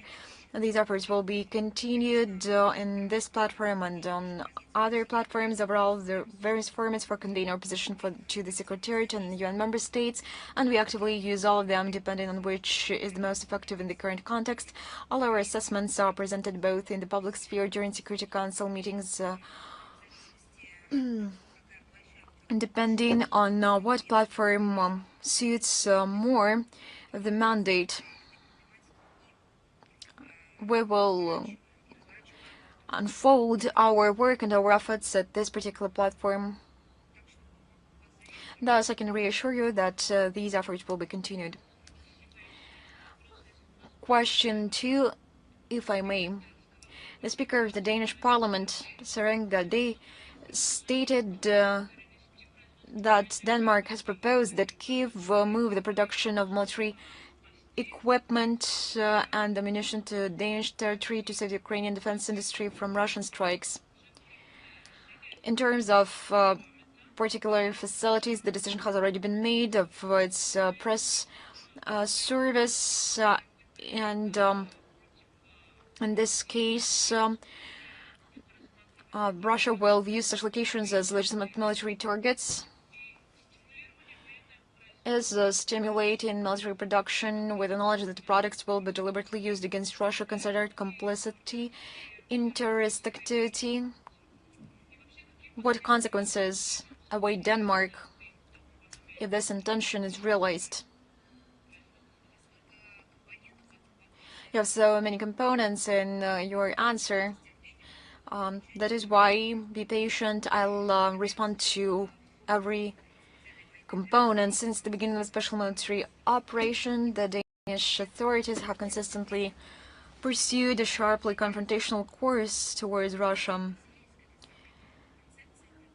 They joined this concept. They have made up that they will inflict a strategic defeat on the Russian Federation. They are carrying out an overtly Russophobic rhetoric.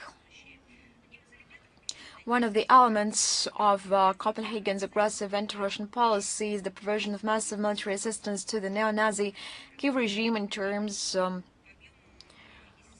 of volume. Relative to GDP, Denmark ranks first in the world.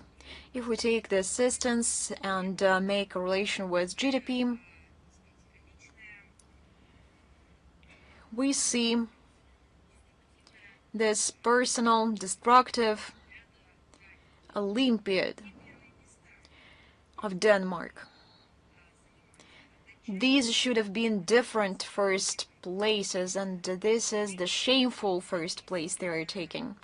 At our briefings on September 12th and December 4th, 2025, we already commented on the destructive, adventurous initiatives of the Danish side to host Ukrainian military production in its territory, including the construction of a firepoint plant in the city of Vayan for the production of solid fuel for missiles and UAVs, which began last year.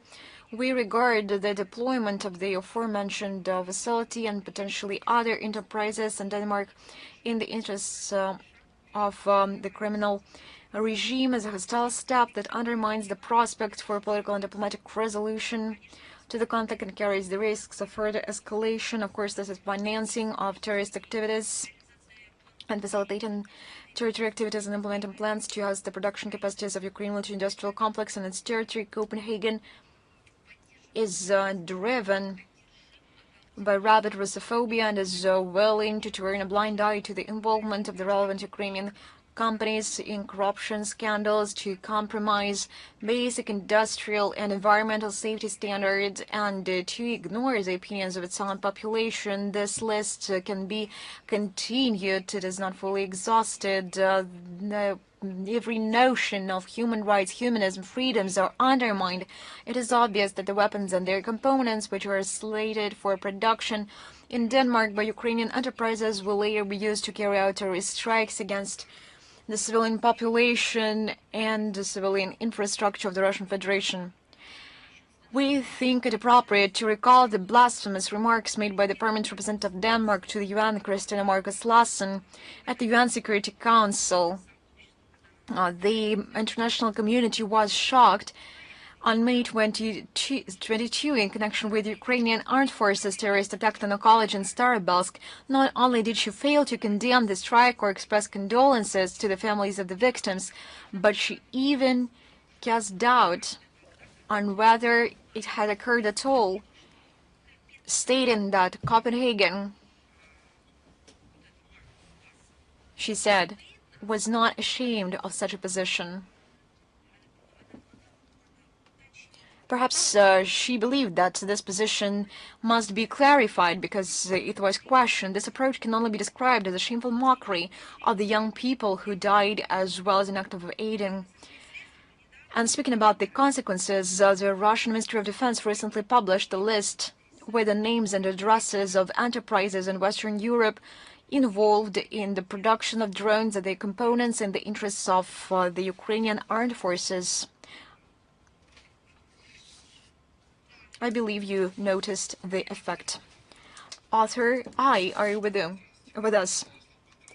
Ruslan Pankratov, I align with my colleagues and congratulate you on the upcoming holiday. I have one question today. Perhaps I will shift the angle a little bit. Brussels talks about the EU's strategic autonomy all the time, but in practice this policy results in rising prices, deindustrialization, and a direct erosion of European citizens' welfare in order to continue the confrontation with Russia. Does the Russian Foreign Ministry believe that the EU's ruling elites have completely lost touch with the mood of their own voters and are willing to support an anti-Russian course at the cost of the internal destabilization and the rise of radical movements within EU countries themselves? I believe that a few words lack: the strategic autonomy of the European Union, the autonomy from common sense. This is the best characteristics of what is going on there. The interests of European voters have indeed been ignored for a long time by the ruling elites of the European Union who live in a parallel reality. I would like to say even more. This is not merely ignored, but runs counter to what European citizens are demanding from their authorities, regardless of the fact that democracy has not been banned there, in words at least. The very attempts of the European Union to abandon energy cooperation with Russia, increase in military spending, and sponsoring the Ukrainian regime have already led to disastrous consequences. Let us see the clear facts. The EU's economic growth rates have been below the global average for several years now. In 2023, the bloc's GDP increased by only 0.4%, in 2024 by 1%, and in 2025 by 1.5%. Moreover, the indicators of the bloc's leading economies are much worse. GDP growth in Germany in 2025 was a mere 0.2%, in France 0.8%, and in Italy 0.5%. Perhaps we will find some arguments to explain why things are happening in this way. Perhaps they are facing a natural disaster, a catastrophe, a man-made catastrophe. Perhaps the continents are facing some unthinkable challenges and sufferings they were unprepared for. Nothing of this kind. These all developments are man-made because they wanted to find solutions to emergent problems through legitimate means by interfering into domestic affairs of sovereign states, rechanneling resource flows, manipulating political agenda to serve their interests, and guaranteeing competition preferences for their own operators that do not go in line with WTO principles. As a result, this careless aspiration resulted not in their drinking champagne once having taken risk, but collecting bottles in order to keep afloat. We are not inventing these figures. This is their own statistics. This year, the situation will only worsen due to the Middle East crisis. The European Commission has downgraded the GDP growth forecast for 2026 from 1.4% to 1.1%. The national debt of European Union countries continues to rise. According to preliminary estimates, this figure will reach a record 84.2% in 2026. This trend has already begun to negatively impact the credit ratings of some countries in the bloc. The chemical, steel, and automotive industries are in crisis, in a profound one. Tellingly, according to the European Automobile Manufacturers Association, in 2025, the European Union's import of passenger cars from China in terms of value, 13.7 billion euros, exceeded its exports to China. 8.3 billion euros for the first time. This is a situation that would have seemed unthinkable just 5 years ago for the European Union. Now it is their reality. Brussels responds to the multiplying economic problems the only way it knows how. It would be better to say, because they do not know how to do this, and they made it their political slogan. With yet another set of roadmaps and strategies, the effectiveness and the development of their favorite packages of sanctions. Overall, one gets the impression that the course towards their so-called strategic autonomy from Russia, but now we understand that it is the autonomy from common sense, which is the goal in and of itself, has gradually evolved into the demolition of national interests of their member states. If we try to find an answer to the question whether this regime is viable in the long term, it is obvious. This all results in nothing but global chaos on the territory of Western Europe countries, and we have all the indicators of that. Thank you very much. Embassy Live, Посольская жизнь, are you with us? Good afternoon, Madam Zakharova. I would like to congratulate you on the upcoming holiday. Следует ли воспринимать прозвучавшую на ПМФ фразу «работайте, братья» как политический сигнал о смене акцентов в пользу более жестких подходов, или дипломатические возможности российской стороной не считаются исчерпанными? Благодарю. Ну, я не знаю, мне кажется,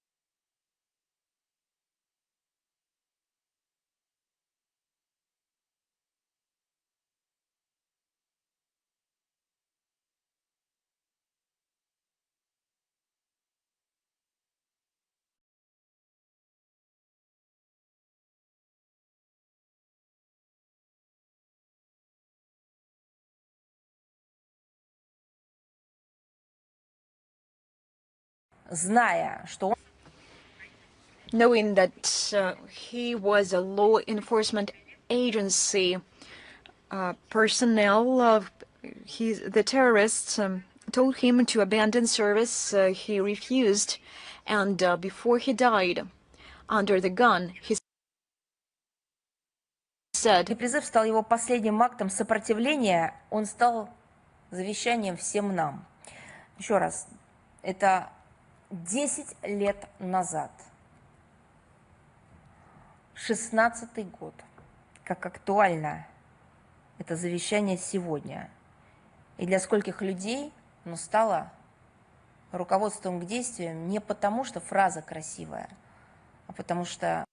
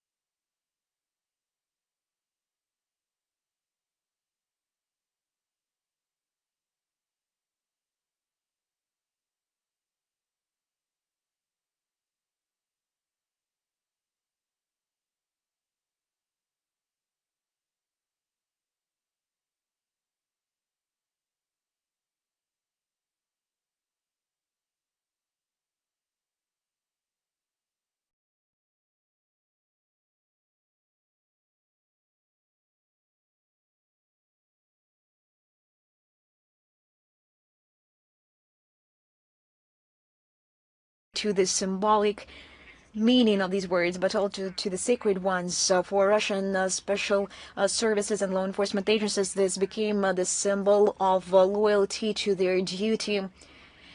This is a password to the unbended spirit and for the defense of those who need this, and of course faith in true values. This became the so-called response. Появились.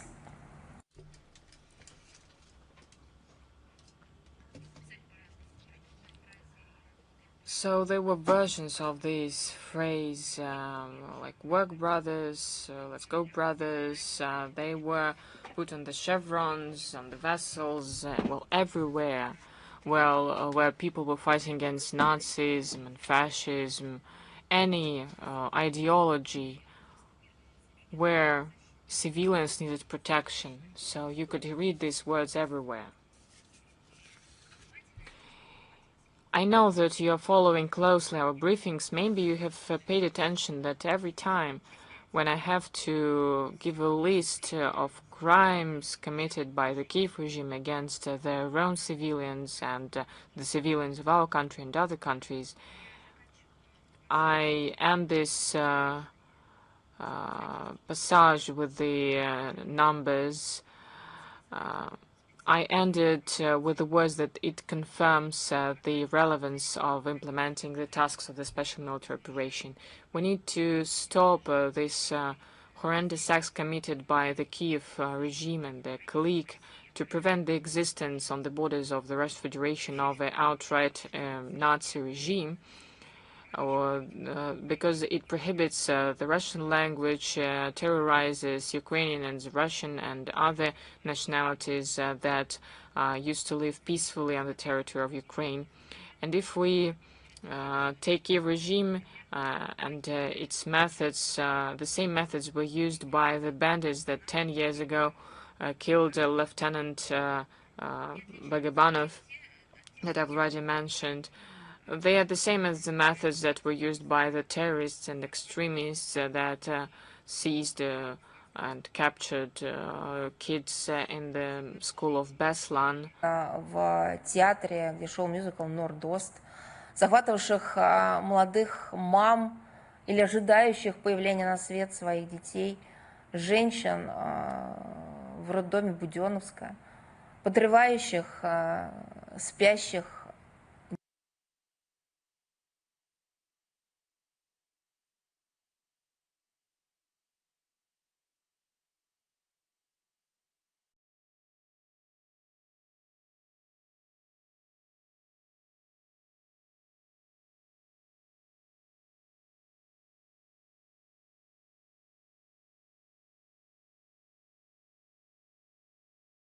tongue, their own language,